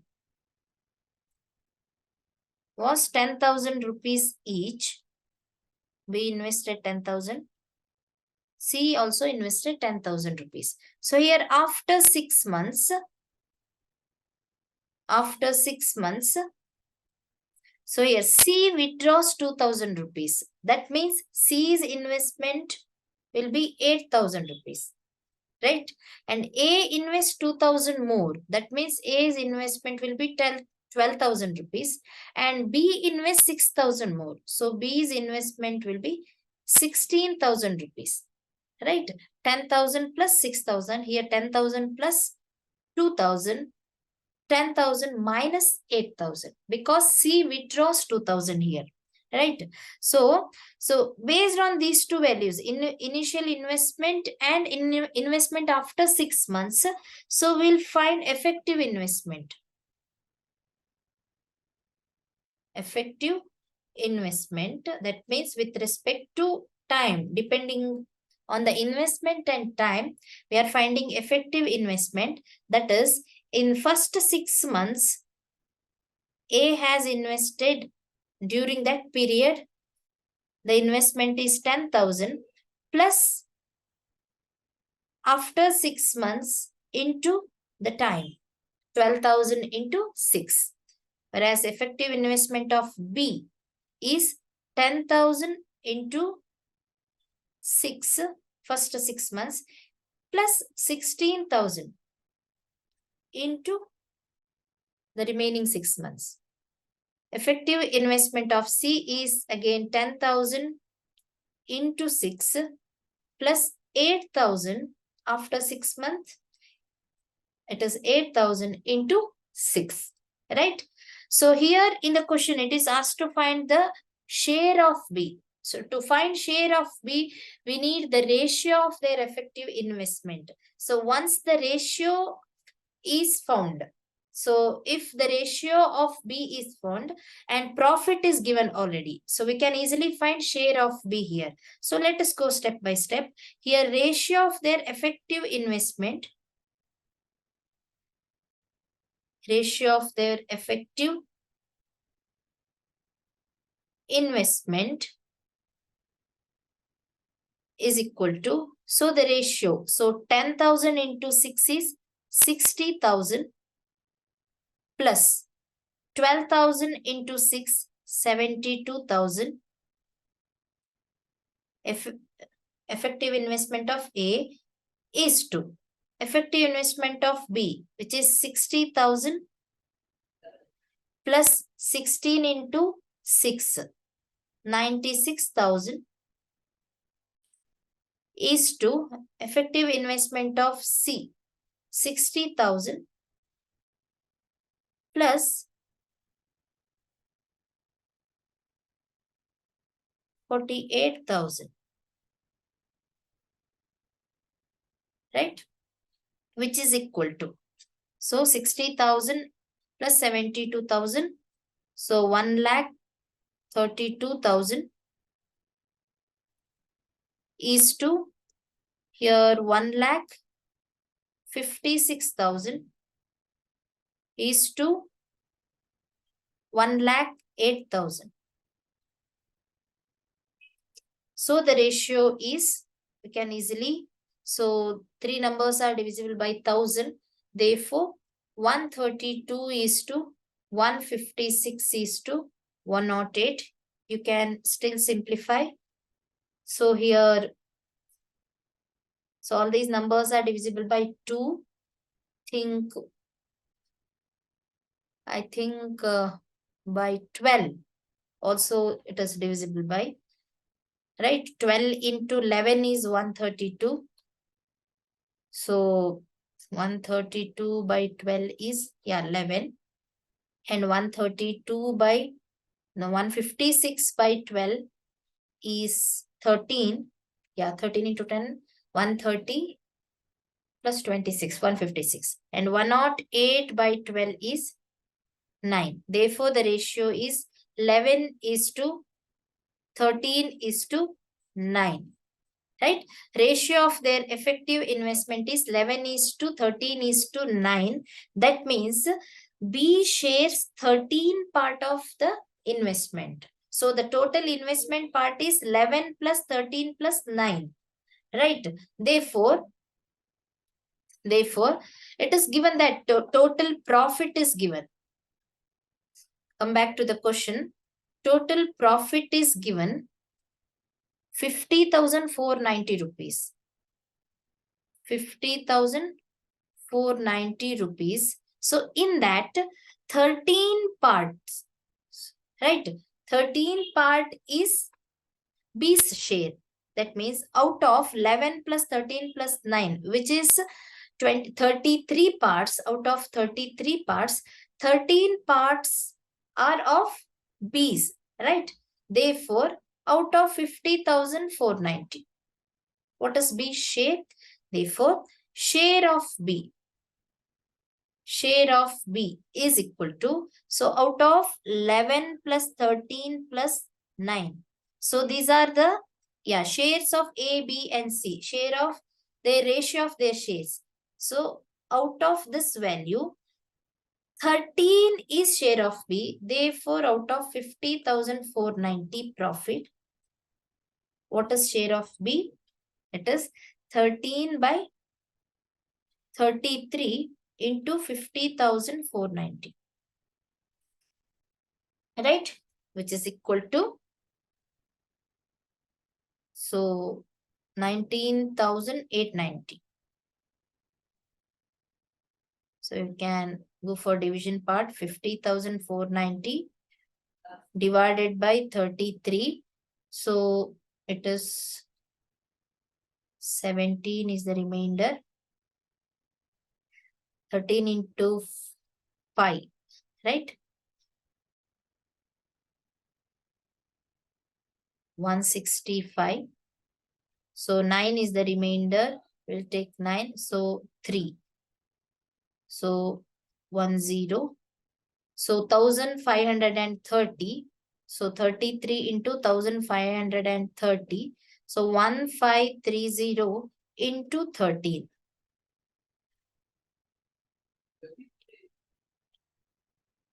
So 19,890.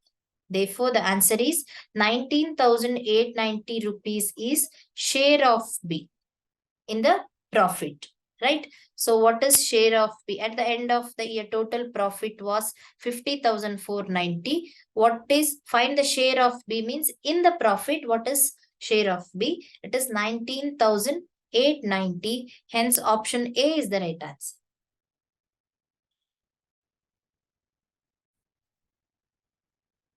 Question 61. What is the probability of getting an even number when a die is thrown? Here for probability, we use the formula probability is equal to number of events divided by total possible outcomes. Total possible outcomes. Right? So when a die is thrown, so total possible outcomes are, consider a dice, right? So there are 6 faces in a die. So 1, 2, 3, 4.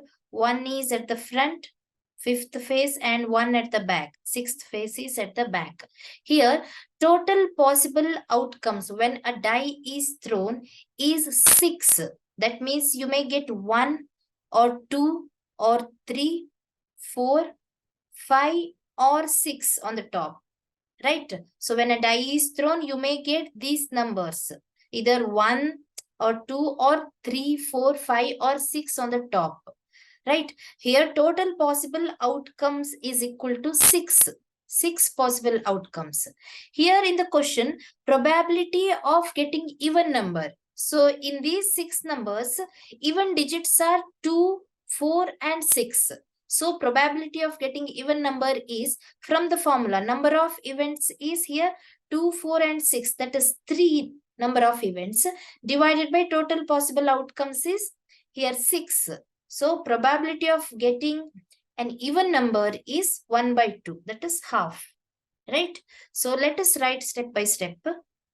Here, so total number of outcomes. Total number of outcomes when a die is thrown.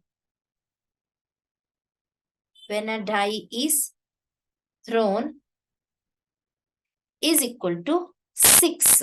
That means you may get 1, 2, 3, 4, 5 or 6 on the top. Right? So for your better understanding, I will draw a die which has 6 faces like this. So may get 1 or 2 or 3, 4, 5 or 6 on the top. So total number of outcomes is 6. Right. Here, number of events according to the question, probability of getting an even number. So therefore, even digits are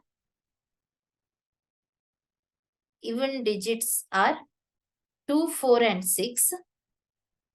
Therefore, number of events is equal to 3. They are 2, 4 and 6. Therefore, probability of getting an even number. Probability of getting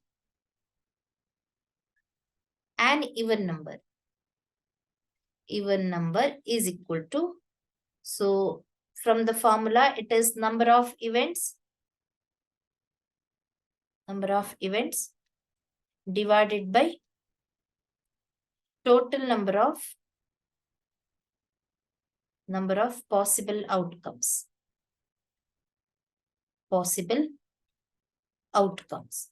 So number of events is 3, total number of outcomes is 6. Therefore, it is probability is 1 by 2. Hence, option C is the right answer. Question 62. A train starts from a place at 9 a.m. and arrives the destination at 7 p.m. on the next day. If the speed of the train is 12.5 meter per second, find the distance traveled by the train. Here, speed of the train is given.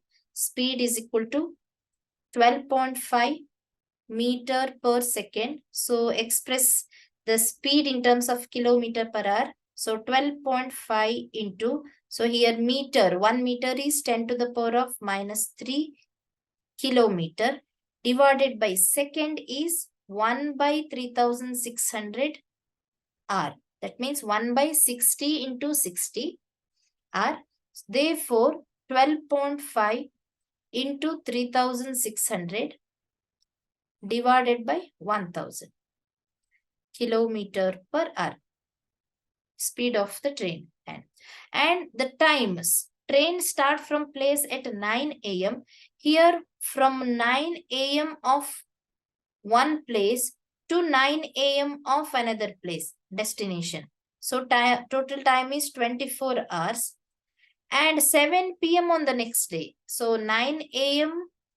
of the next day to 7 p.m. of the next day is 10 hours. So the total time is 24 plus 10 hours. Therefore, total time taken by train is 24 plus 10, which is 34 hours. Therefore, distance traveled by train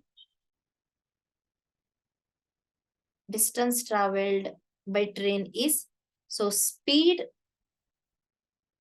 is distance by time. Therefore, distance is speed into time. Right?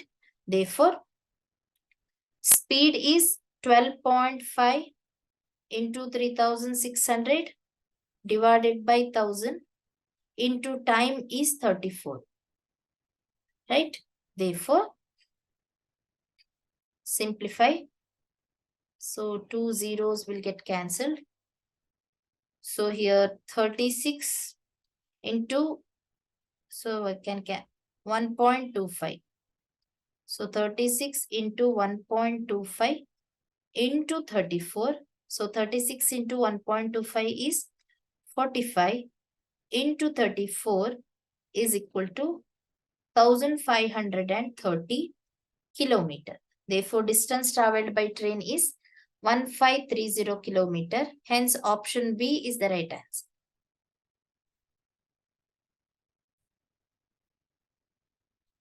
Question 63. A dishonest shopkeeper used to sell onions at 30 rupees per kg. If a customer bought 2 kg of onions, he gave 750 gram instead of 1 kg to a customer. Find the shopkeeper's actual profit percentage. Here, selling price of onions is 30 rupees per kg.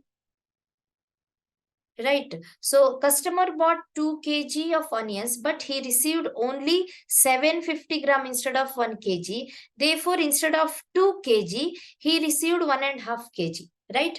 Therefore, actual weight received by the customer is 750 into 2, that is 1.5 kg, 750 gram into 2. So it is 1500 gram, nothing but 1.5 kg he received. Instead of 2 kg, he received only 1.5 kg.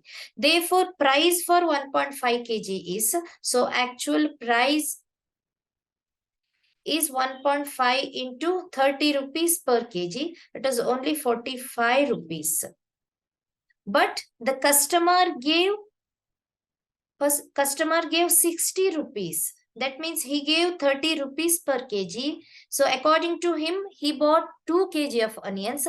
Therefore, price or the amount given by customer to the shopkeeper is, which is 30 into 2, which is 60 rupees. Right? Therefore, the shopkeeper earns how much profit? 60 minus 45. So the customer has given 60 rupees and the actual price is 45 rupees. Therefore, shopkeeper earns 15 rupees profit. Therefore, profit percentage is, so for 45 rupees actual price, shopkeeper earns 15 rupees profit. Therefore, for 100 rupees, how much? So we need to find this value. So let us go step by step here. Selling price of 1 kg onion is equal to 30 rupees, which is given. Right? So here, weight received by customer, that is weight of onions received by customer, is equal to, instead of 1 kg, he received 750 gram. So instead of 2 kgs, he receives 1500 grams, which is 1.5 kg. Therefore, weight received, in the sense it is actual weight.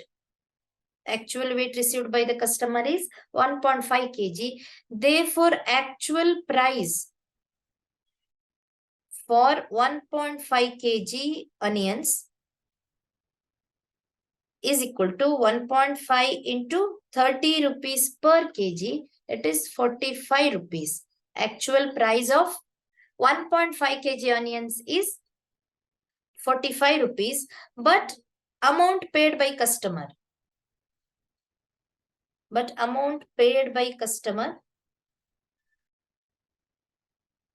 Customer is, so he pays 30 rupees per kg, but according to him, he bought 2 kg. Therefore, amount paid by him is 60 rupees.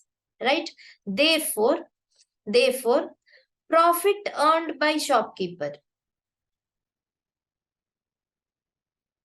Profit earned by shopkeeper is, so amount paid by customer minus actual price of onions. So it is, profit is 15 rupees. Therefore, profit percentage. Therefore, profit percentage is equal to, so here over the actual price, we need to find profit percentage.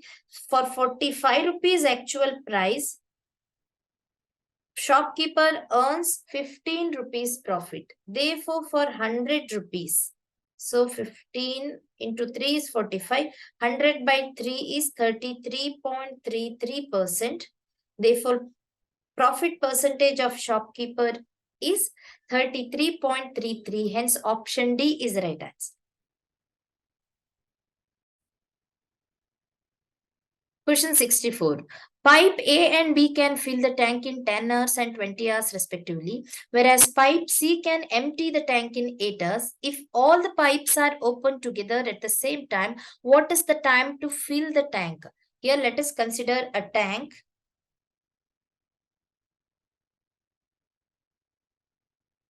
Consider a tank where pipe A can fill the tank in 10 hours, whereas pipe B can fill the tank in 20 hours, whereas pipe C can empty the tank, right? Pipe C can empty the tank in 8 hours, right? This is pipe A, pipe B, and pipe C here. So let us consider work done to fill the tank be X units, right? If we consider work done to fill the tank,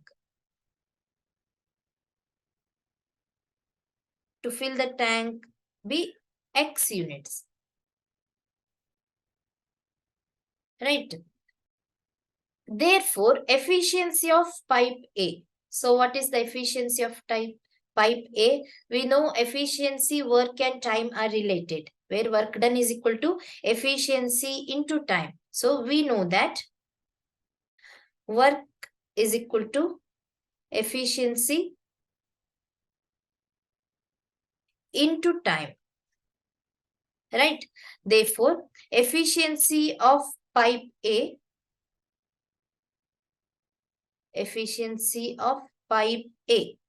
that means work done by pipe A in 1 hour is called efficiency, right? So here efficiency of pipe A is work done is X divided by time is pipe A takes 10 hours. Therefore, X by 10 is nothing but work done by pipe in 1 hour, right? Whereas efficiency of pipe B,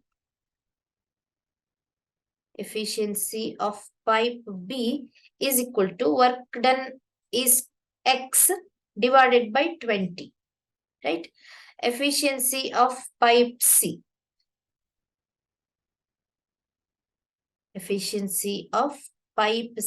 is equal to, so work needs to be done is X divided by 8 hours, X by 8. So in the question, if all the pipes are opened together at the same time, so let us consider total efficiency of A, B and C at a time. Therefore, total efficiency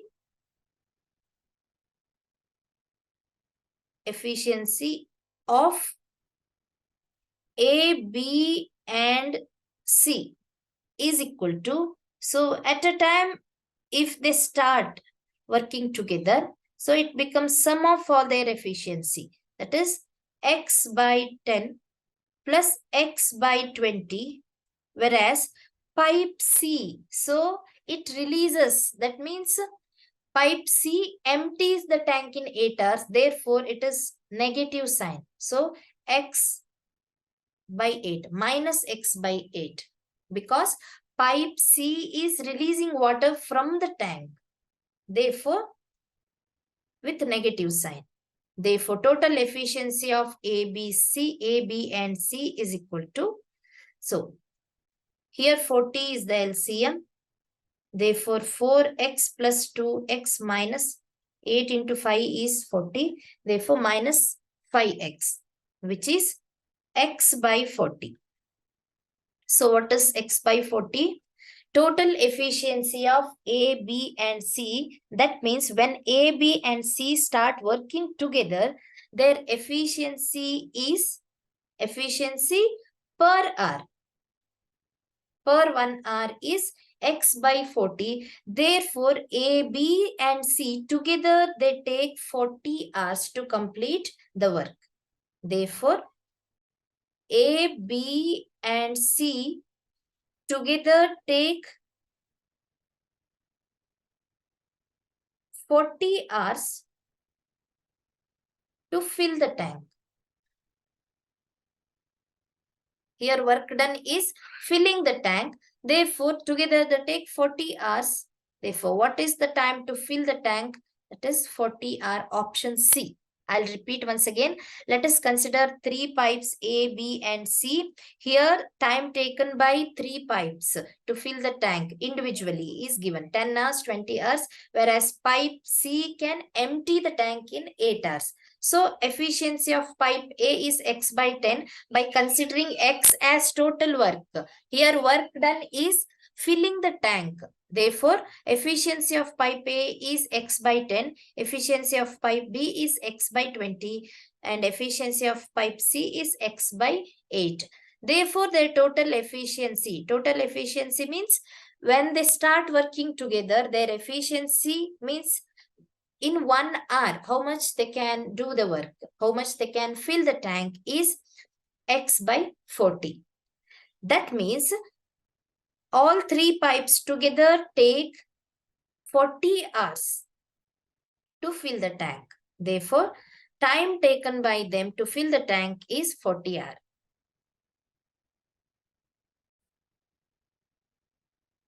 Question 65. Raju and Arun are two business partners. They invest their capital in the ratio 7:9. After 6 months, a third person, Jitu, joins them with a capital of 2/3 of that of Arun. After a year, profit share of Raju was 5,600 rupees. Then find the total profit. Here, investment ratio of Raju and Arun is given 7:9. Then after 6 months, Jitu's investment becomes 2/3 of that of Arun. So let us write their investment first. So let investment of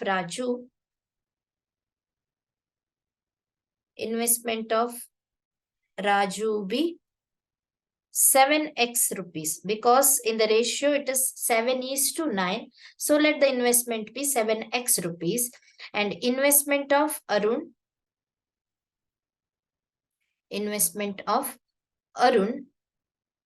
will be 9x rupees, because the ratio is 7:9. Therefore, investment of G2. So according to the question, it is 2/3 of that of Arun, 2/3 into 9x, which is 6x rupees. Right? Here we need to find the total profit. Before going to total profit, let us calculate the ratio of their profit. So for ratio of their profit, we know the relation between investment, profit, and the time. So we know that profit is directly proportional to investment into time. Right? Investment into time. Here, Raju's investment is 7x rupees for the time period of 12 months. Because after a year, they receive some profit. Right? Here, time period is 12 months, and investment of Arun for the time period of 12 months, and investment of Jitu. So here, Jitu's investment is only for the time period of 6 months, because he joins the business after 6 months. Right? Therefore, profit is proportional to investment and time. Therefore, their ratio of their profit. What is the ratio of their profits? It is nothing but ratio of their investment into time. Ratio of their investment into time. Right? So write the ratio of their investment into time. Investment of Raju is 7x into his time period is 12 months is to investment of Arun is 9x into time period is 12 is to investment of G2 is 6x into 6 months. Right? So here 7x is to 12 into 12 is to 9x into 12. So 6 can be written as 3 into 2 into x into 6. Right? Here we can take 6 into 2, which is 12 as common, and x also common. Therefore, the ratio becomes 7:9:3. So ratio of their profits is 7:9:3, and it is given that Raju receives the profit of 5,600 rupees. Right? Here, ratio of their profit is 7:9:3. So total profit according to the ratio, it becomes 7:9, that is 7 plus 9 plus 3, which is 19. Right? So in that 19 share, Raju receives 5,600 rupees. So Raju's profit is equal to 5,600 rupees. Therefore, we need to find total profit. Total profit. Here, based on Raju's share, if 7 is the share of Raju, 19 is the total profit. I'll repeat. If 7 is Raju's share, 19 is the total profit. If 5,600 is Raju's profit, Raju's share, then what is the total profit? So after simplification, so 7 is into 800 is 5,600.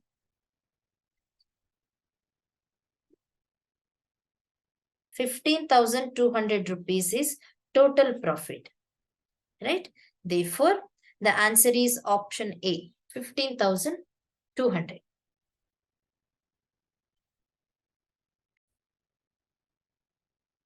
Students' questions from 66 to 70 are based on the below information.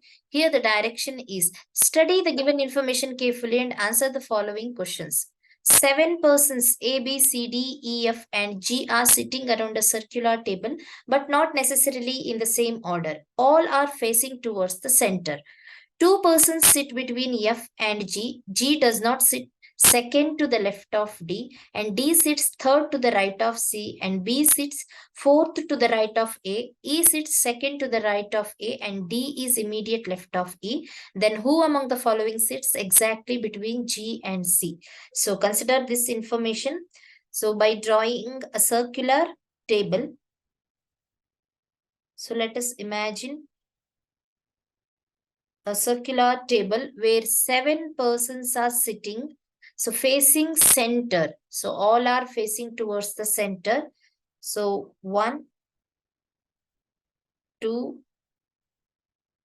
3, 4, 5, 6 and 7 persons are sitting here. Where, so the first condition. So I'll consider this part. B sits fourth to the right of A. So B sits fourth to the right of A. Right of A. So if I consider A sits here, A is sitting here, fourth to the right of A, first, second, third and fourth, B has to sit here. Right. Next point. E sits second to the right of A. E sits second to the right of A. Second to the right of A means first and second. E is sitting here. Right. Next point. D is immediate left of E. So D is immediate left of E. The left of E means in this direction. So D is sitting immediate left of E. Right. Next point. Fourth point. Here D sits third to the right of C. So D's position must be third to the right of C means to the right means here. So C has to sit here so that D sits third to the right of C. Right. Next point. D is third to the right of C. Next point. Here, G does not sit second to the left of D. Second to the left of D means here. To the left means here. So, second means this position. So, G cannot sit here. And also, 2 persons sit between F and G. So, if this is F, 2 persons between F and G. Therefore, this will be G's place and F sits second to the left of D. Therefore, so here 2 persons between F and G. Right? So all the conditions satisfied here. So the question is, question number 66. Who among the following sits exactly between G and C? between G. G is here, C is here. So B sits exactly between G and C. Hence, B is the right answer. Option B.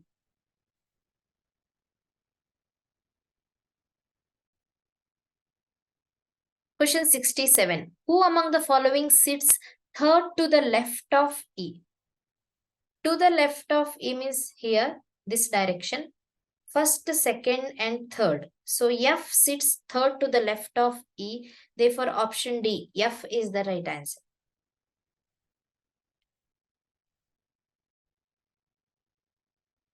Question 68. What is the position of E with respect to B? So that is with respect to B, position of E here. So first option, second to the right. So to the right means this direction. So E is not second to the right. So second to the left, option B. So to the left of B means this direction, right? So E is second to the left of B. Therefore, option B is the right answer.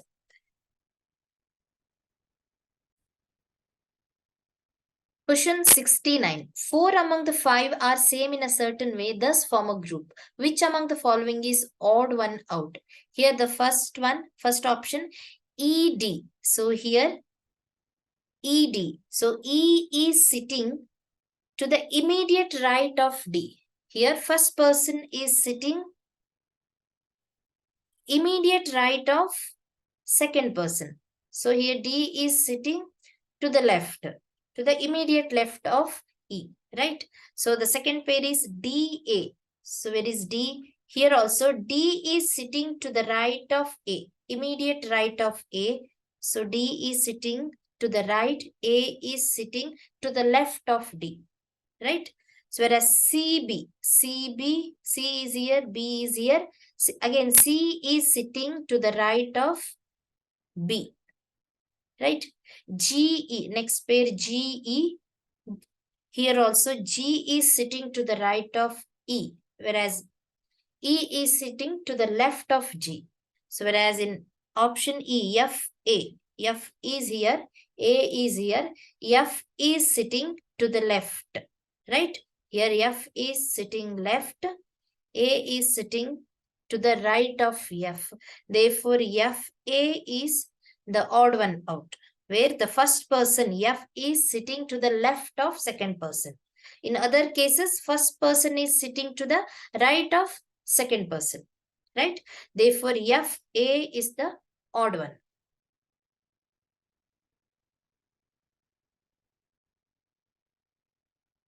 Question 70. Which statement among the following is true regarding arrangement? Here, first option, E sits immediate right of G. So here E is here. E sits immediate right of G, which is a wrong statement because E sits immediate left of G. G is here, right?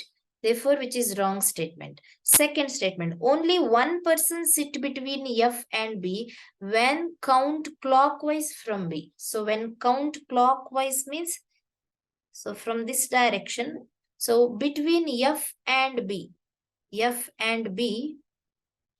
from B, when count clockwise, so there are more than one persons. So 1, 2, 3, 4 persons between B and F and B. So when count clockwise.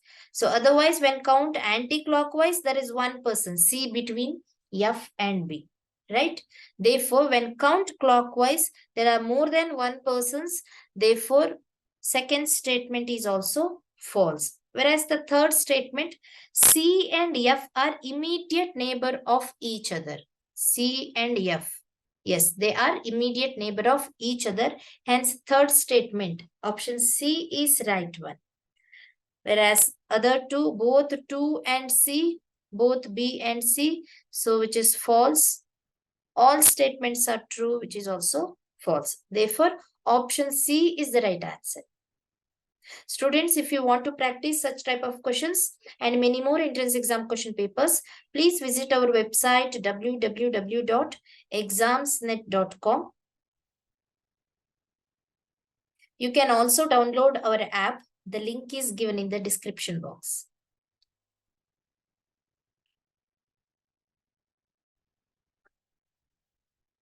Question 71. How many such pairs of letters are there in the word resolve?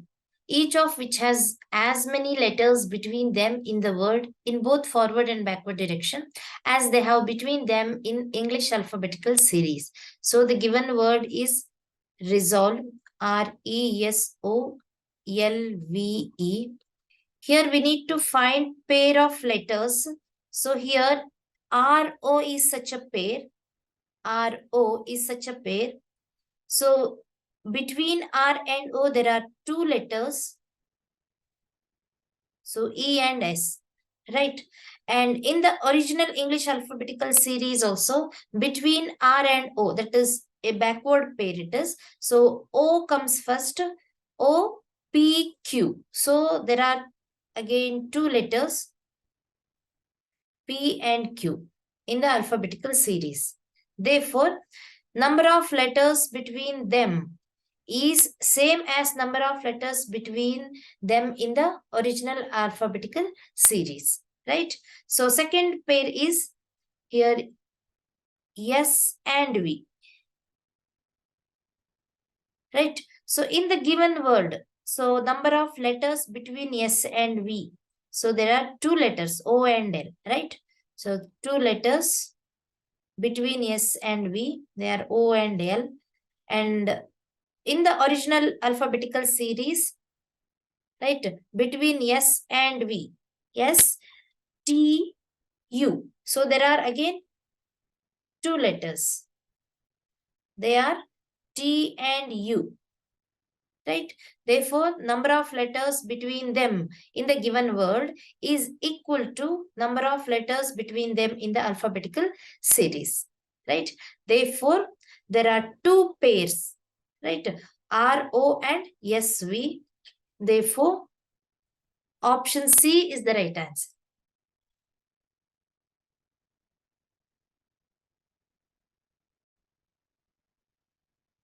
Question 72. Here the direction is. In the question below are given two statements followed by two conclusions numbered 1 and 2. You have to take the given statements to be true even if they seem to be at variance with commonly known facts. Read all the conclusions and then decide which of the given conclusions logically follows from the given statements, disregarding commonly known facts. Here are two statements. First statement, some fan is AC. So let us represent these statements in the form of a Venn diagram. Here, some fan is AC. So there is a set of fan and a set of AC. So this common portion, which is common to both fan and AC, represents some fan is AC. Some fan is AC. Second statement, only a few AC is cooler. So there is a set of cooler.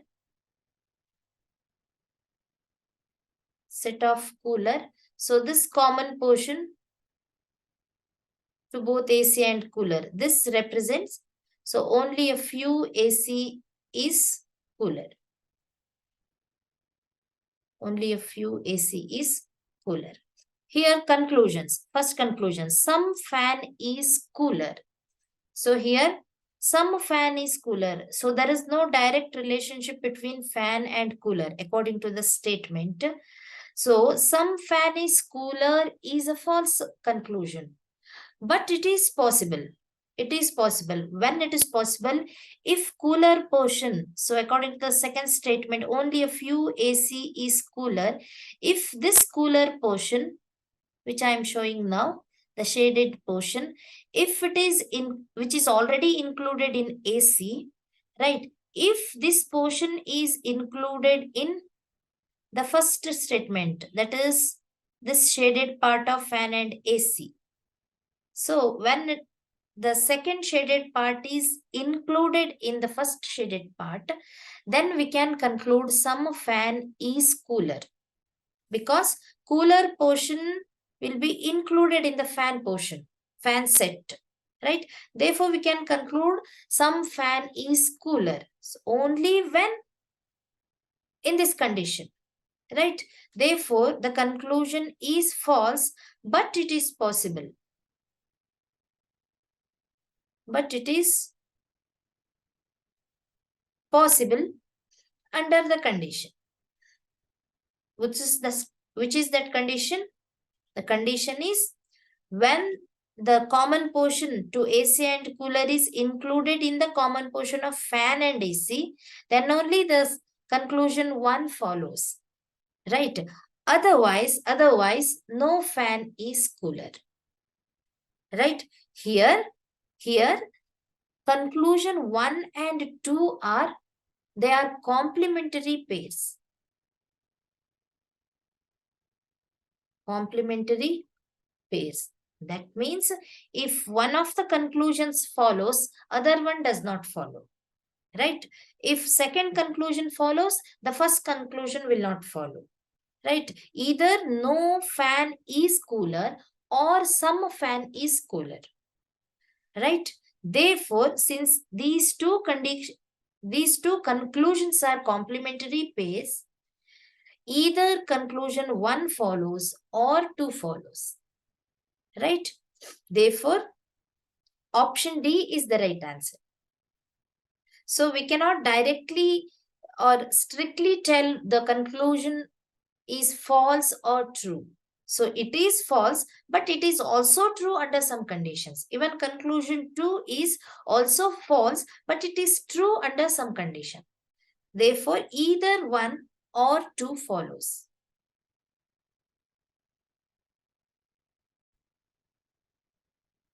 Question 73. Here the direction is again the same. In the question below are given 2 statements followed by 2 conclusions. We have to decide which conclusion is right, which conclusion is wrong here.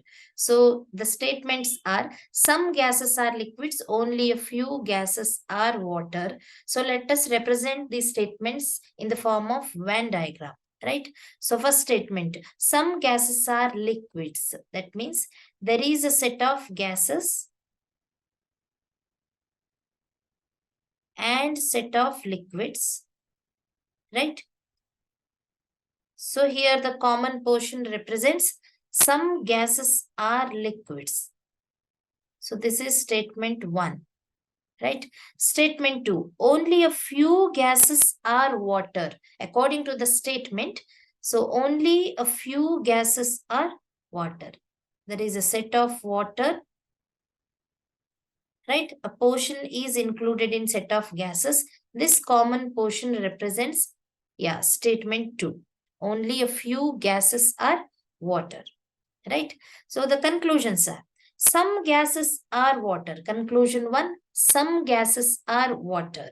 So according to the statement 2, only a few gases are water, right? That means some gases are water. The same common portion represents some gases are water. Therefore, we can conclude. So, conclusion 1. Conclusion 1 is true. And the second conclusion, some gases are not water. So, according to the statement, only a few gases are water. Only a few. So, the word only a few represents, so it is strictly few gases are water. That means few are not water. Therefore, some gases are not water is again a true conclusion. Only a few means strictly, right? Therefore, some gases are not water is again a true conclusion. Therefore, in the option, both conclusion 1 and 2 follows, right?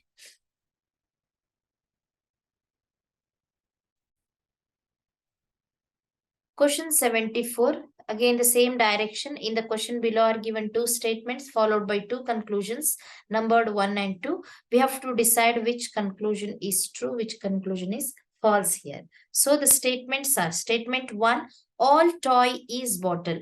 Let us represent in Venn diagram. All toy is bottle means there is a set of toy, so which is included in the set of bottle, right? Completely included in set of bottle. Therefore, the statement all toy is bottle, right? Second statement, a little toy or machine. So there is a set of machine and portion of it is included in set of toy. So set of machine, a little toy or machine. This indicates, this portion indicates a little, that means little portion of toy or machine, right? So conclusions. Conclusion 1. No toy is bottle. So here the toy, the set of toy is completely included in set of bottle. Therefore each toy, so say for example there are n number of toys in the set. So each toy is a bottle here, because the set itself is completely included in the set of bottle. Therefore no toy is bottle. It's a false conclusion, right? Second conclusion, some machine are bottle. Set of machine is here, set of bottle is here. So therefore some machine are bottle because the set of toy itself is included in bottle, right? So, and according to statement 2, a little toy or machine, therefore portion of machine is included in both toy and bottle. So we can conclude some machine are bottle, right? This portion, whole this portion. So we can differentiate like this, right? Yeah, this portion indicates some machines or some machine are bottle. So which is a true conclusion. Therefore, only conclusion 2 follows, right? Only 2 follows. Option B.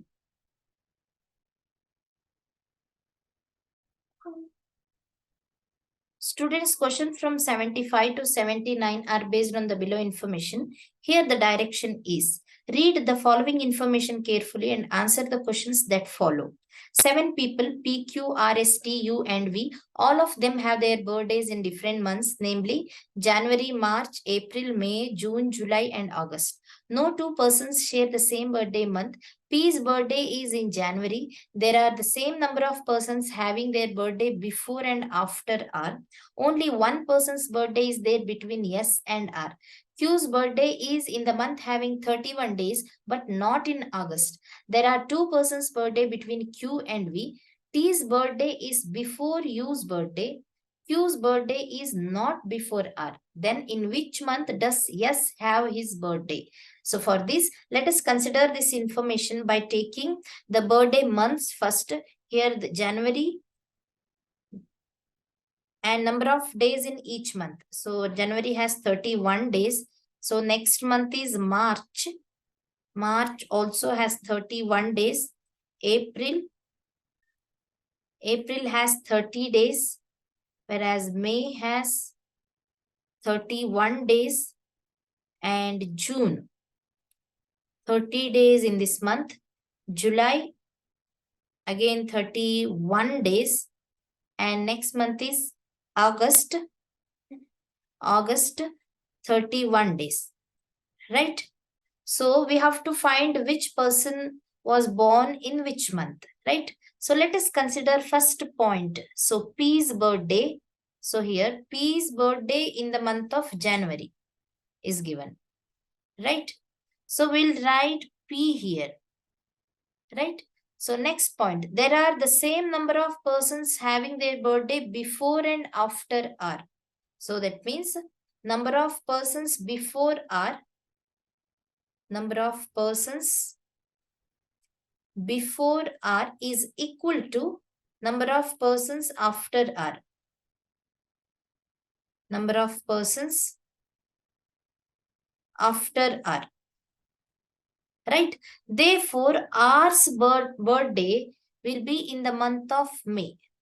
So that number of persons before R is equal to 3. and which is also equal to number of persons after R. Right? Next point is, third point here. Only one person's birthday is there between S and R. R is here. Therefore, S birthday will be in the month of March or July. So we'll consider these as two cases. In first case, S birthday is in the month of March. In the second case, birthday of S will be in the month of July. So that one person between, that means in between R and S, there will be one person, right? In each case. Next point is Q's birthday. So here third point, one person between S and R.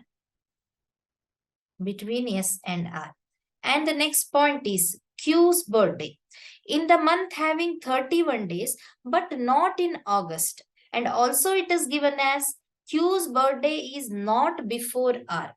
Not before R means Q's birthday will be in the month having 30 days, 31 days, right? So 31 days month, in the month having 31 days, but not before R. Not before R. So Q's birthday cannot be before R. That means before May. Therefore, Q's birthday will be in the month of July. Right? It is strictly given that Q's birthday will be not in the month of August. The only month which has 31 days is July after R. Therefore, the case 2 will be eliminated. So in case 2, we have taken birthday of S is in the month of July. But it is not true because Q's birthday is in the month of July. Right?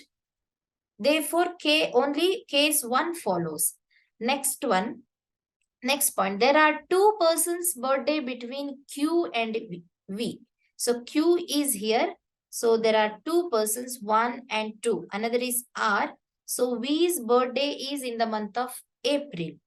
And the last point is T's birthday is before U's birthday. Only the left months are June and August. Here T's birthday is before U's birthday. So U's birthday will be in the month of August and T's birthday will be in the month of June. Right? Therefore, the question is, question 75. In which month does S have his birthday? So S has his birthday in the month of March. Hence, option A is the right answer.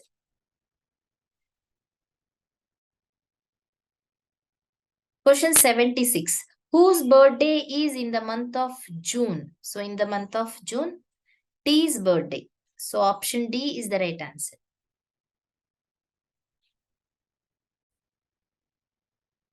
Question 77. How many persons have their birthday before Q? So before Q, so 1, 2, 3, 4, 5. 5 persons have their birthday. So the option is more than 4. Option E is the right answer.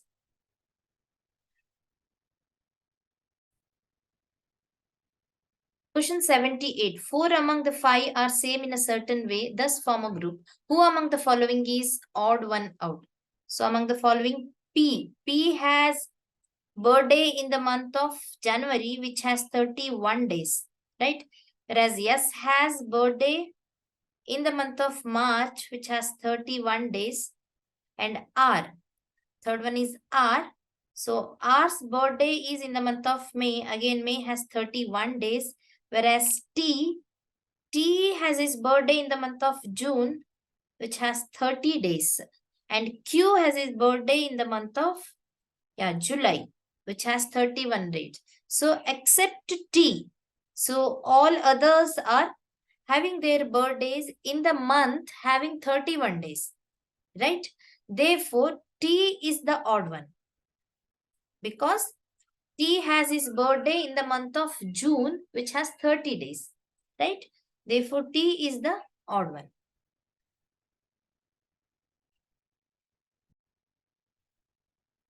Question 79. Who is having his birthday at the last? So at the last means in the month of August, U is having his birthday at the last. So option A.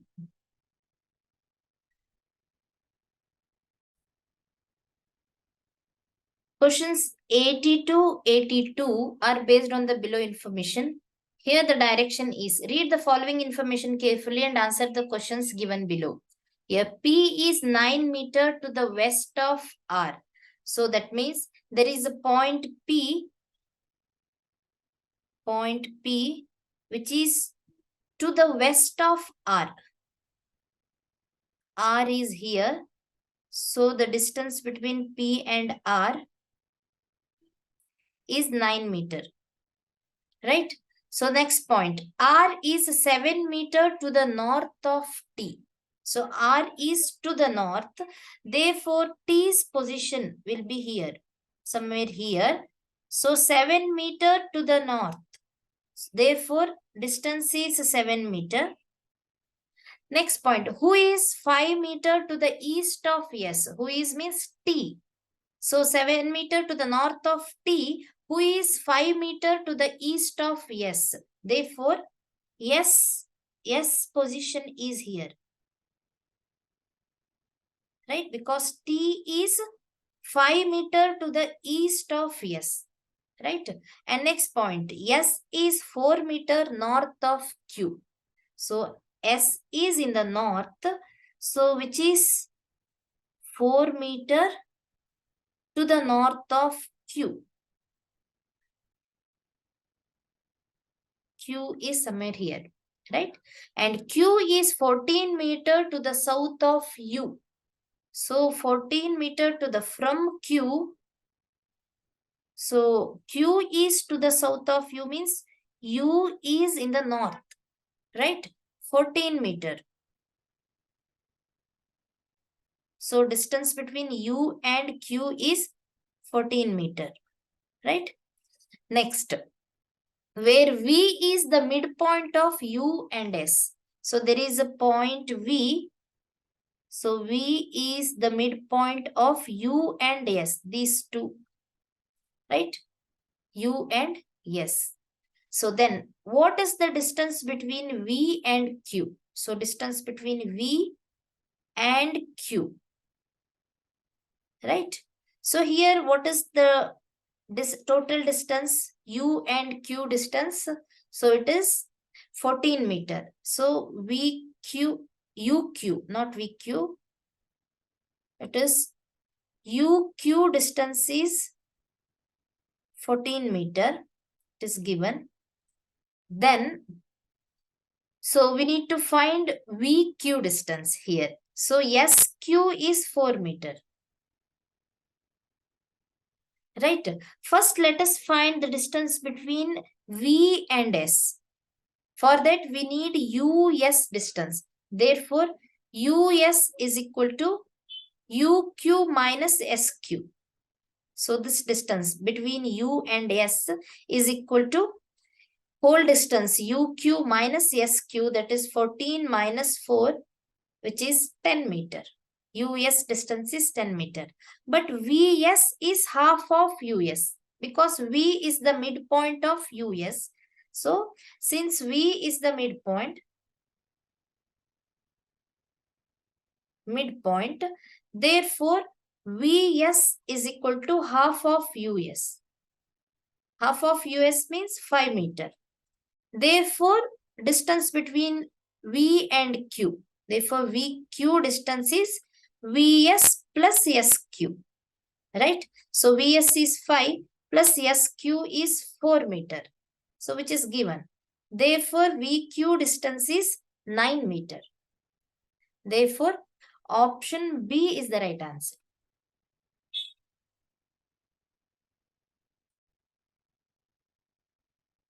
Question 81. Point P is in which direction with respect to V? So with respect to this point V, so point P is in, so this is west, this is north, right? So with respect to V, P's direction is northwest. right? Between north and west. So it is northwest. Hence option E is the right answer.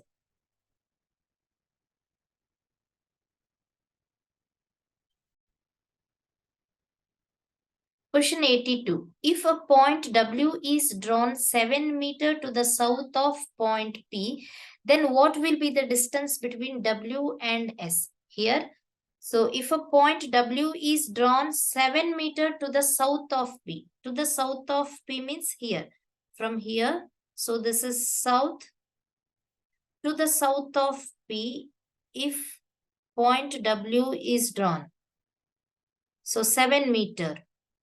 So here since RT is 7 meter, so the line, extended line of TS meets here. So this point will be W, right?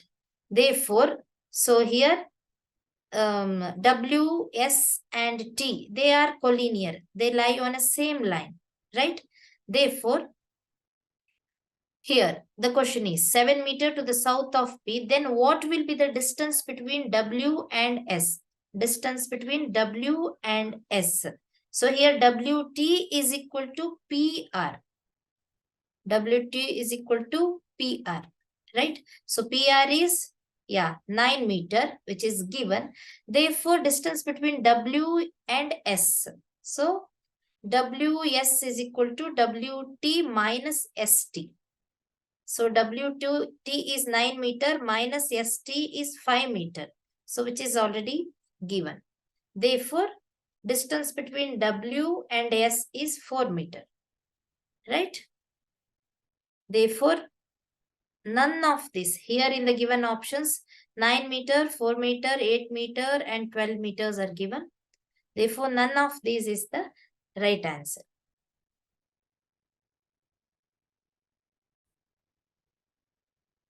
Each of the vowels in the word oblique is replaced by the previous letter and each consonant is replaced by the next letter in the alphabetical series. How many letters occur more than once in this newly formed word? Right? Here the given word is oblique. Oblique. Here each of the vowels in the word. So vowels in the word are O, I, U and E, right? So each of the vowels is replaced by the previous letter. So previous letter of each vowel. So previous letter to O is N. Then to I is H. And previous letter to U is T. And previous letter to E is D, right? So next is each consonant is replaced by the next letter, right? So here consonants are, so in the given word, consonants are B, L and Q, right? B, L and Q. So each letter is replaced by the next letter. So next letter to B is C. Next letter to L is M. Whereas next letter to Q is R. Right? So then how many letters occur more than once in this newly formed word? So newly formed word will be, so instead of O, we write N. Instead of B, we write C, O, B. Next L, instead of L, we write M. Instead of I, we write H. Instead of Q, we write R. Instead of U, we write T. And instead of E, we write D. Right? So the question is, how many letters occur more than once in this newly formed word? So let us check whether N has occurred more than once. Yes, no, here. Only once. Here, C. Only once it has occurred, whereas M occurred once, H also, R, T and D also. So each of the letter, so occurred only once in the newly formed word. Therefore, none, option A, none is the right answer.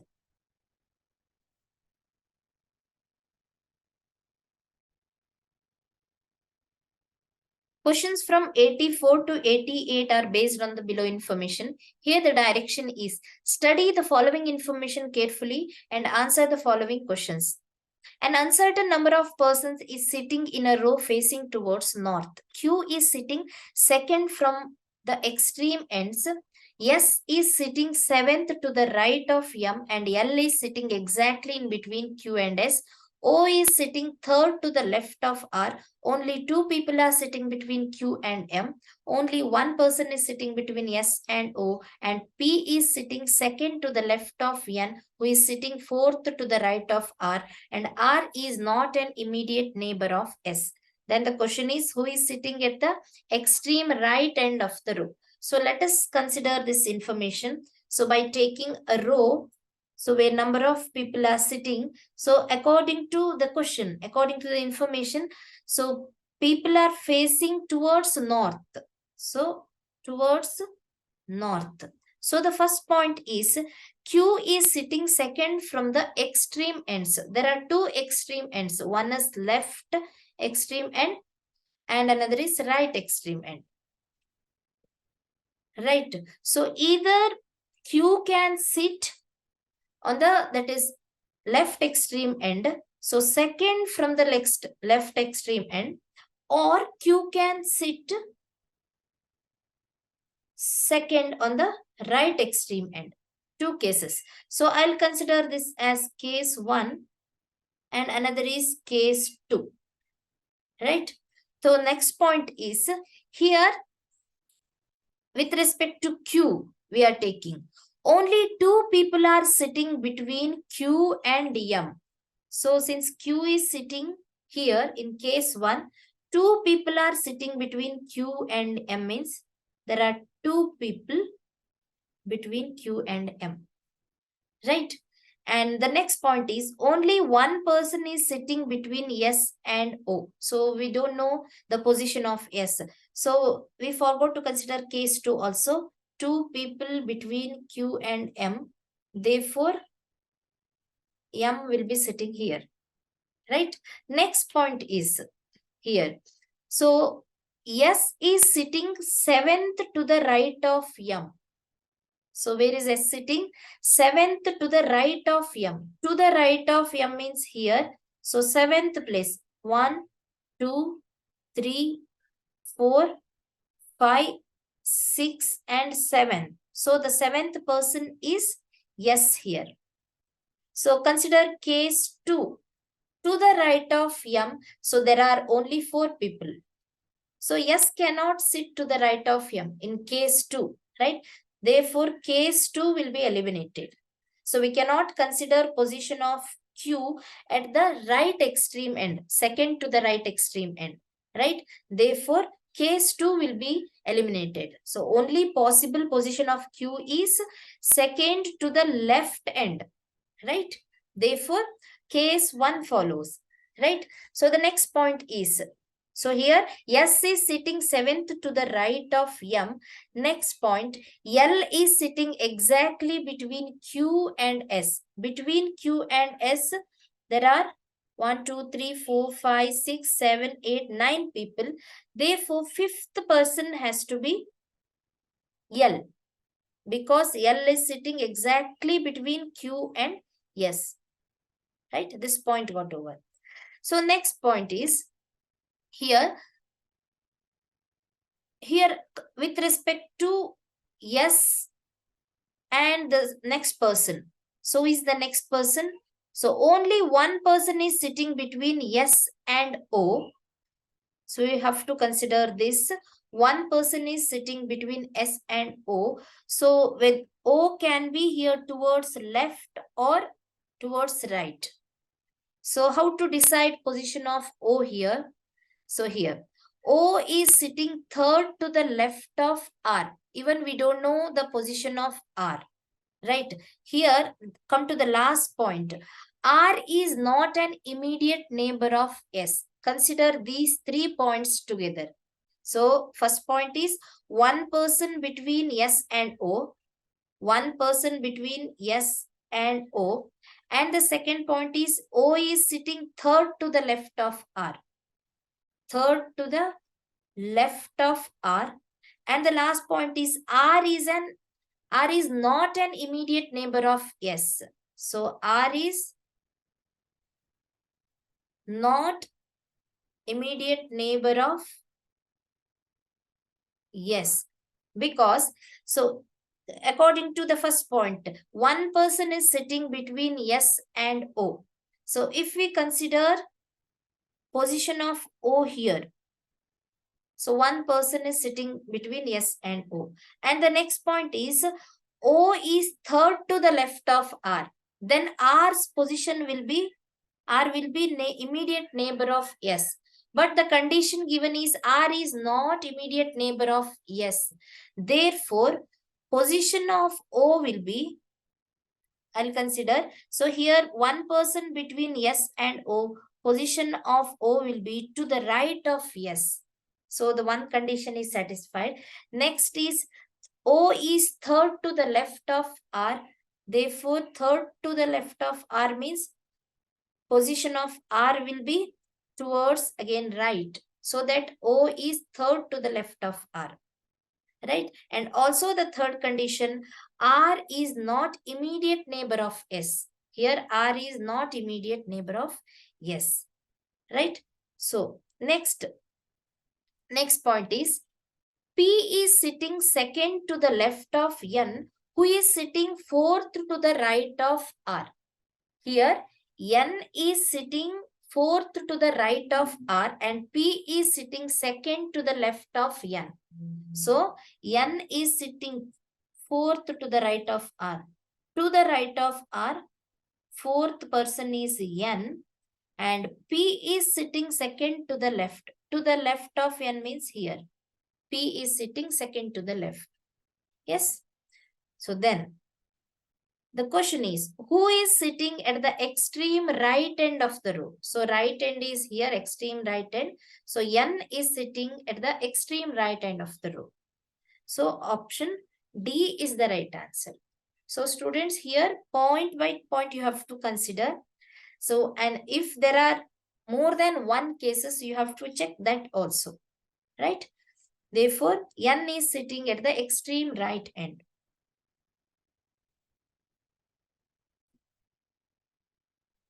Question 85. How many people are sitting in the row? So in the row, there are 1, 2, 3, 4, 5, 6, 7, 8, 9, 10, 11, 12, 13, 14, 15, 16, 17, 18, 19, 20, 21. So totally there are 21 people sitting in a row. Option B. Question 86. How many people are sitting between L and O? So between L and O, there are 1, 2, 3, 4, 5, 6. 6 people are sitting. Hence option C.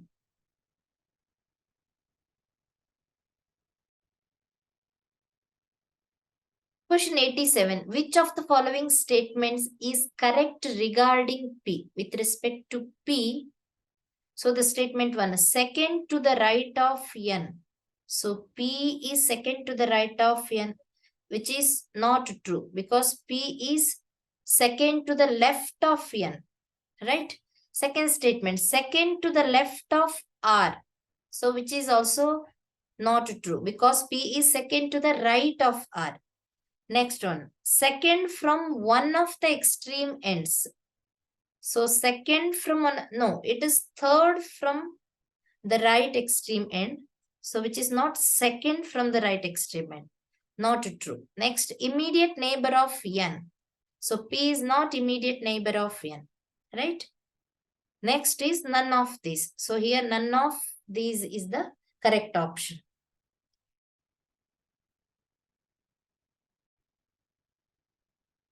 Question 88. Who is sitting exactly in between R and N?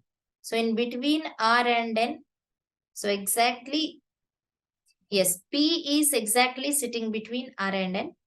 Therefore, option A is the right answer.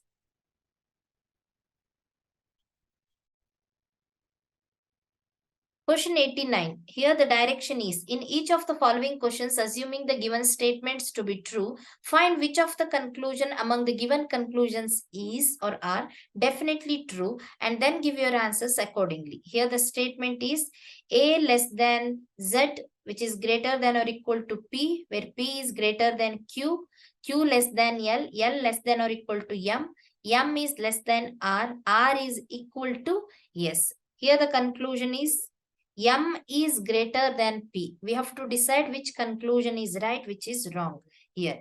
So M is greater than P. So according to the statement, P is here, M is here. Right. So I'll once again write the statement. A is less than Z. Z greater than or equal to P. P greater than Q. Q less than L. L less than or equal to M. M is less than R is equal to S, right? According to the conclusion, P and M relation. So here conclusion 1 says M is greater than P. So let us start from P here. So considering P as a line which is greater than Q. So P is a line which is greater than Q. Q is a small line. Where Q is less than L. One more line L which is greater than Q, or Q is less than L. Here it is not given the relation between P and L, whether P is greater than L or equal to L, right? So which is not given. Next, L is less than or equal to M. That means L is less than or equal to M means there is one more line M which is greater than L or which is equal to L. So I will take one more case, a line P, a small line Q, and a line L which is greater than Q, and one more line M which is equal to L. Right? Therefore, L is less than, here in first case, case 1, L is less than M. In second case, L is equal to M. Right? So here the conclusion, M is greater than P. So according to case 1, here M is greater than P. So in case 1, if we extend the line M, so M can be greater than P. If L is equal to M, in case 2, M cannot be greater than P. Right? Because L is less than P. Because there is no direct relation given between L and P. Between L and P, no direct relation is given. Right? Therefore, L can be greater than P. Otherwise, L cannot be greater than P. Right? Right? Therefore, M is greater than P. It's a wrong conclusion, which is false. Right? Next conclusion, L is less than S. So where is S here? By considering L and S here. So let us consider a line L. So which is less than or equal to M. So which is less than M, if I consider. Right? So M is less than R. One more line R.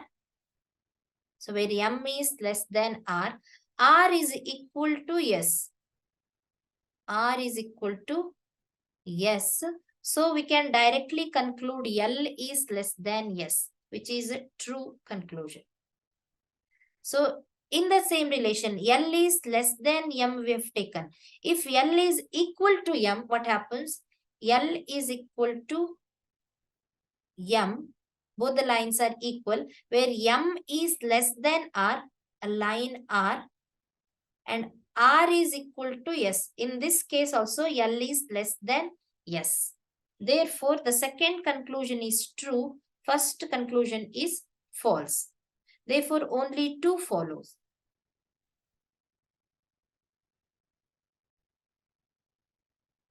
Question 90. Here the direction is, in the following question, assuming the given statements to be true, find which of the conclusion among the given conclusions is or are definitely true, and then give your answers correct accordingly. Here the statement is A is equal to G, G is less than or equal to M is greater than Z, Z is greater than X, and X is greater than or equal to T. Right? Here the conclusion, Z is greater than T. So consider Z and T, considering Z again as a line. So which will be easy for us, right? So Z as a line, which is greater than X. One more line, X. And X is greater than or equal to T. So a line T, small line T, which is less than X, or X greater than T. In second case, a line Z, which is greater than X, and X is equal to T, right? So the conclusion is Z is greater than T. In both the cases, Z is greater than T, which is true conclusion. True conclusion. And the second conclusion, Z is equal to T. So Z cannot be equal to T. In both the cases, case 1 and case 2, Z cannot be equal to T because Z is strictly greater than X, the middle line, right? Though X is equal to T, in the second case, Z is strictly greater than X, so Z cannot be equal to T. Therefore, second conclusion is a false conclusion. Therefore, only conclusion 1 follows. Therefore, option C is the right answer.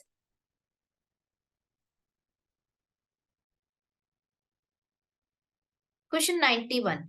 In the following question, assuming the given statements to be true, find which of the conclusion among the given conclusions is or are definitely true, and then give your answers accordingly. Here the statements. Here A less than B, B is equal to C, C greater than E, E greater than or equal to D, D greater than or equal to F. Conclusions. First conclusion is E greater than F. So look at E and F relation. So considering E as a line which is greater than or equal to D. There are two cases where E is greater than D, one more line D, and in another case E is equal to D.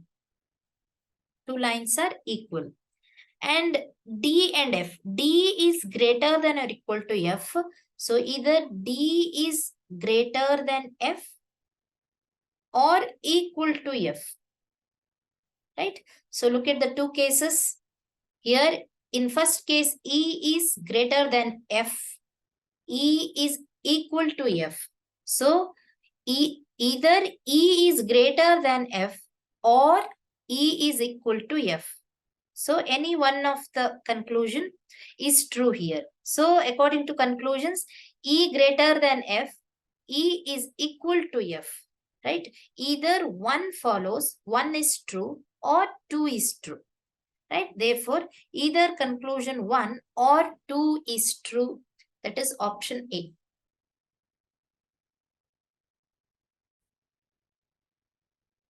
Question 92. Again in question 92, based on the statements, so we have to find which conclusion is true, which is false. So here the statement is I is less than or equal to J. J is greater than or equal to K. K greater than L. L greater than or equal to M. M is equal to N. N is less than O. So O is less than J. According to conclusion, O is less than J. So let us consider O and J. J is here, O is here, right? So here, according to statement J, considering J as a line, so which is greater than or equal to K. So which is greater than K or equal to K. J is equal to K, where K is greater than L. So there is small line L greater than L. right? So in the second case, K is greater than L. L is greater than or equal to M. So L is greater than M or equal to M, right? Where M is equal to N. M is equal to N, right? Next, N is less than O. There is a line O. N is less than O. Right? So according to the conclusion, O is less than J. So look at O and J, right? So we cannot directly say O is less than J. So here, since N is less than O is given, so we can extend this line O how much ever we want, right? Like this, up to here, right? Therefore, there is no direct relation between J and O, which is given in the statement, right? So here we can extend the line O. So beyond J, that is if J is somewhat here, so beyond J we can extend the line. Therefore, so we cannot directly conclude O is less than J. Therefore, first conclusion is false. Second conclusion, K is greater than or equal to N. So look at K and N here. K is here, N is here. So in the second case, K is here, N is here. K is greater than or equal to N. So in the first case, since K is strictly greater than L, strictly it is greater than L. So K is greater than N, not equal to N. Because if K is greater than or equal to L, then there is a possibility that K is greater than or equal to N, right?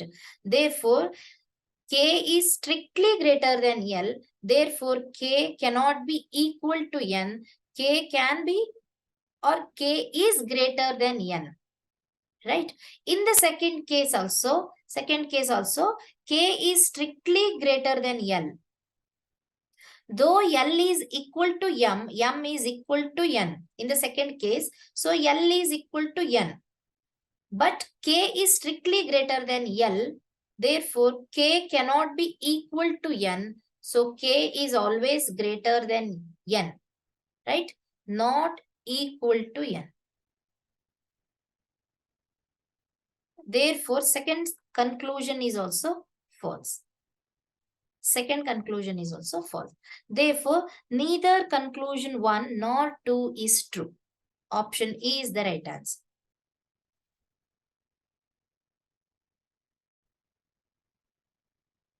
Question 93 to 97 are based on the below information. Here the direction is study the information given below carefully and answer the questions that follow. 8 persons M, O, P, Q, R, S, T and U live on 8 different flats of a 4-storied building, but not necessarily in the same order, where the bottommost floor is 1 and the floor above is number 2 and so on. There are 2 types of flats on each floor, flat A and flat B are such that flat A is towards the west of flat B. Flat A of floor 1 is immediately below of flat A of floor 2, which is immediately below of flat A of floor 3 and so on. Similarly, for flat B, the dimensions of each of the flats are same. If one person lives immediately above or below the other, then they have the same flat. So, students, let us consider the 4 floors. So, let us make a table. So, here it is given that bottommost floor is 1, right? Then second floor, then third floor, and the top floor is 4th floor. And there are 2 types of flats on each floor, flat A and flat B. Flat A and flat B, right? Where flat A is towards west of flat B. So west means towards this direction. So this is west, this direction. So flat A is towards west of flat B. So come to the points here. So I just read out the points first. There are two floors between the floors U and R. Both of them may or may not live in the same type of flat. U lives southwest of M. Q lives two floors above M. Both live in the same type of flat. O lives immediately above S. Both live in the same type of flat. Who doesn't live anywhere below M's floor?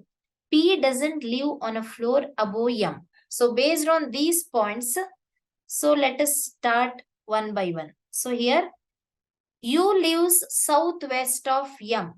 So U lives, let us consider U first. The U lives southwest of M. Right. And also, along with this, there are two floors between the floors U and R. So not necessarily same type of flat here. So two floors between U and R, and also one more point, Q lives two floors above M. So Q lives two floors above M. Above M. So combine 3 points here. So here U lives southwest of M. That means southwest means here diagonally. Right.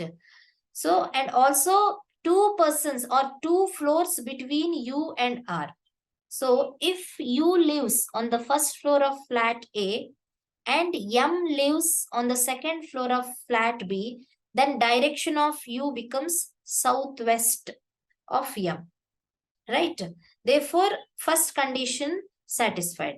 And the second condition is two floors between U and R, not necessarily same type of flat. So it is given here. Right? And also Q lives two floors above M. So here it is given that both live in the same type of flat. Q and M live in the same type of flat. Therefore, Q lives on the fourth floor of flat B and R lives on the fourth floor of flat A. So it is given that they may or may not live in the same type of flat. U and R may or may not live in the same type of flat. So they live in the same type of flat because already Q's flat is fourth floor of flat B. So R cannot live in flat B. Right? Next point is, so 3 points got over. Here the next point is, here P doesn't live on a floor above M. And also O lives immediately above S, who doesn't live anywhere below M's floor. So below M's floor, O doesn't live. So we'll take this point. O doesn't live below M. And also O lives immediately above S. Below M's, O doesn't live. Right. So O lives immediately above S means O has to live on the third floor. Right.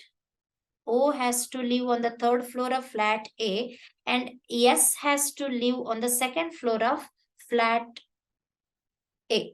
So that O lives immediately above S. Right? O lives immediately above S. These two conditions satisfied. O doesn't live below M. Here O doesn't live below M and O lives immediately above S. Right? And the last point is P doesn't live on a floor above M. There are two floors, third floor and first floor. One is above M, one is below M. So here P doesn't live on a floor above M. Therefore, P has to live on first floor of flat B. So P doesn't live above M. Therefore, P lives below M. Right? Who is left here? So among 8 persons, M, O, P, Q, R, S. So M, O, P, Q, R, S and T is the remaining person who lives on the third floor of flat B. Right? So the question is, question 93. Who lives immediately above O. Immediately above O. So the person is R. Hence, option C is the right answer. R lives immediately above O.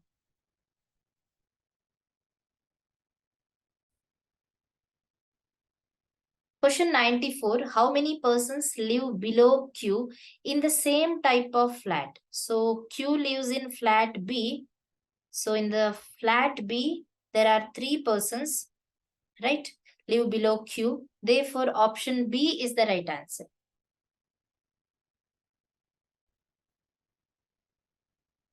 Question 95. Which pair of persons live on the same floor? So, here option A, UT. UT. So, they do not live on the same floor. Whereas QP, Q and R live on same floor. Therefore, QP is not the right answer. RQ. R and Q live on the same floor. Hence, option C is the right answer. Whereas US do not live on the same floor. And none of the above is also not the answer. Therefore, RQ live on the same floor.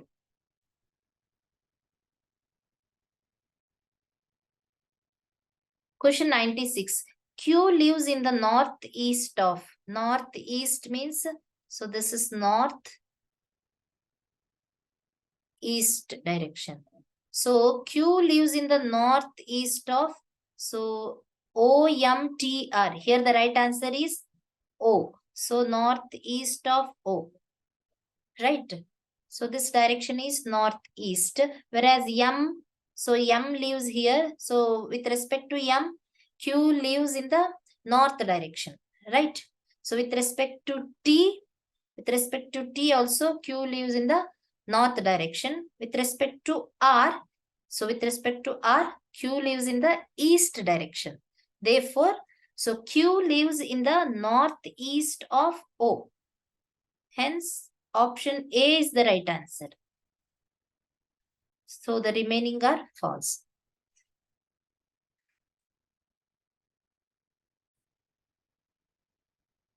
Question 97. Who lives immediately above P in the same type of flat?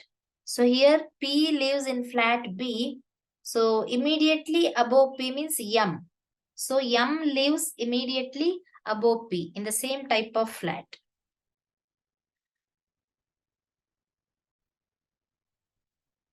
Question 98. Here questions from 98 to 100 are based on the below series.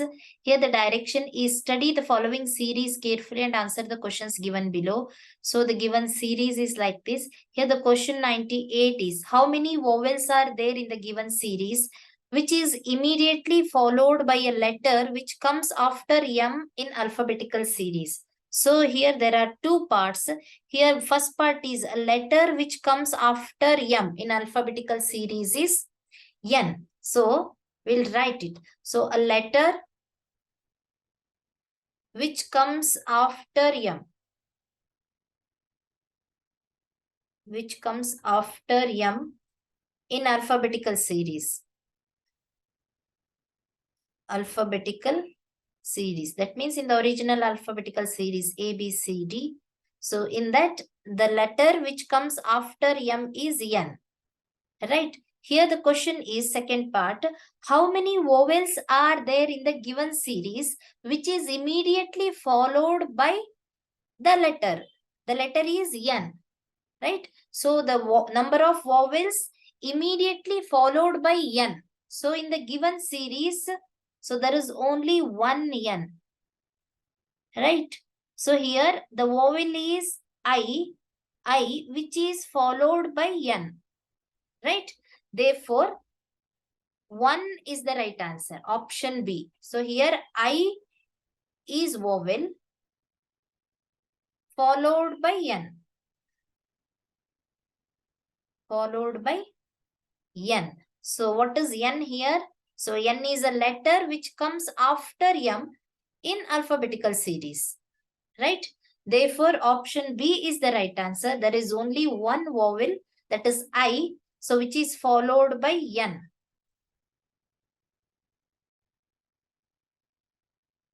Question 99. In the same series, here the question is which of the following element is 10th to the left of the 7th from the right end. So meaning of this question is, here we need to find 7th element from the right end. So from the given series, from the right end, we have to find 7th element. So from the 7th element, so which element is 10th element to the left of 7th element, right? So here the first part is 7th element from the right end. 7th element from the right end is so from right end, first element is K, second, third, fourth, fifth, sixth, seventh. Seventh element is X here, right? And the second part of the question, which of the following elements is 10th to the left of the seventh element? So 10th element to the left of X. To the left of X is, so to the left of X, first element is, left is here, this direction, right? First element is N, second, third, fourth, fifth, sixth, seventh, eighth, ninth, and 10th here. So 10th element is T, right? Therefore, T is the 10th element. So to the left of 7th element from the right end, right? Therefore, option B is the right answer.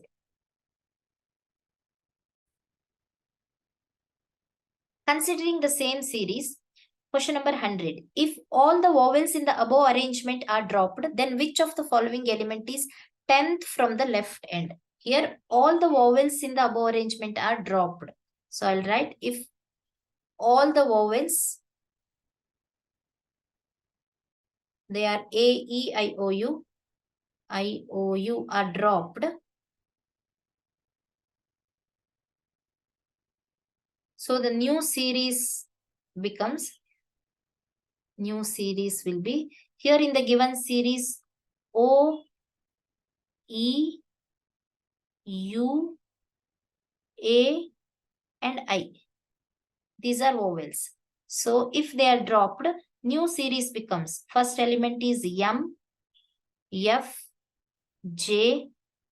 So next is L, Q, W, L, Q, W. Next is R, T, Y, R, T, Y, and P, H, D, G.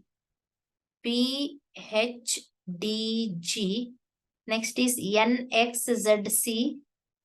N, not Z, it is N, X, Z, C. V, B, S, K. V, B, S, and K. So if all vowels in the above arrangements are dropped, which of the following element is 10th from the left end? So from the left end, so first element is M, second, third, fourth, fifth, sixth, seventh, eighth, ninth, 10th. So 10th element is P. So P is the 10th element from the left end. Therefore, option D is the right answer. Students, if you want to practice such type of questions and many more entrance exam question papers, please visit our website www.examsnet.com. You can also download our app. The link is given in the description box. I wish you a very best of luck for your future exams.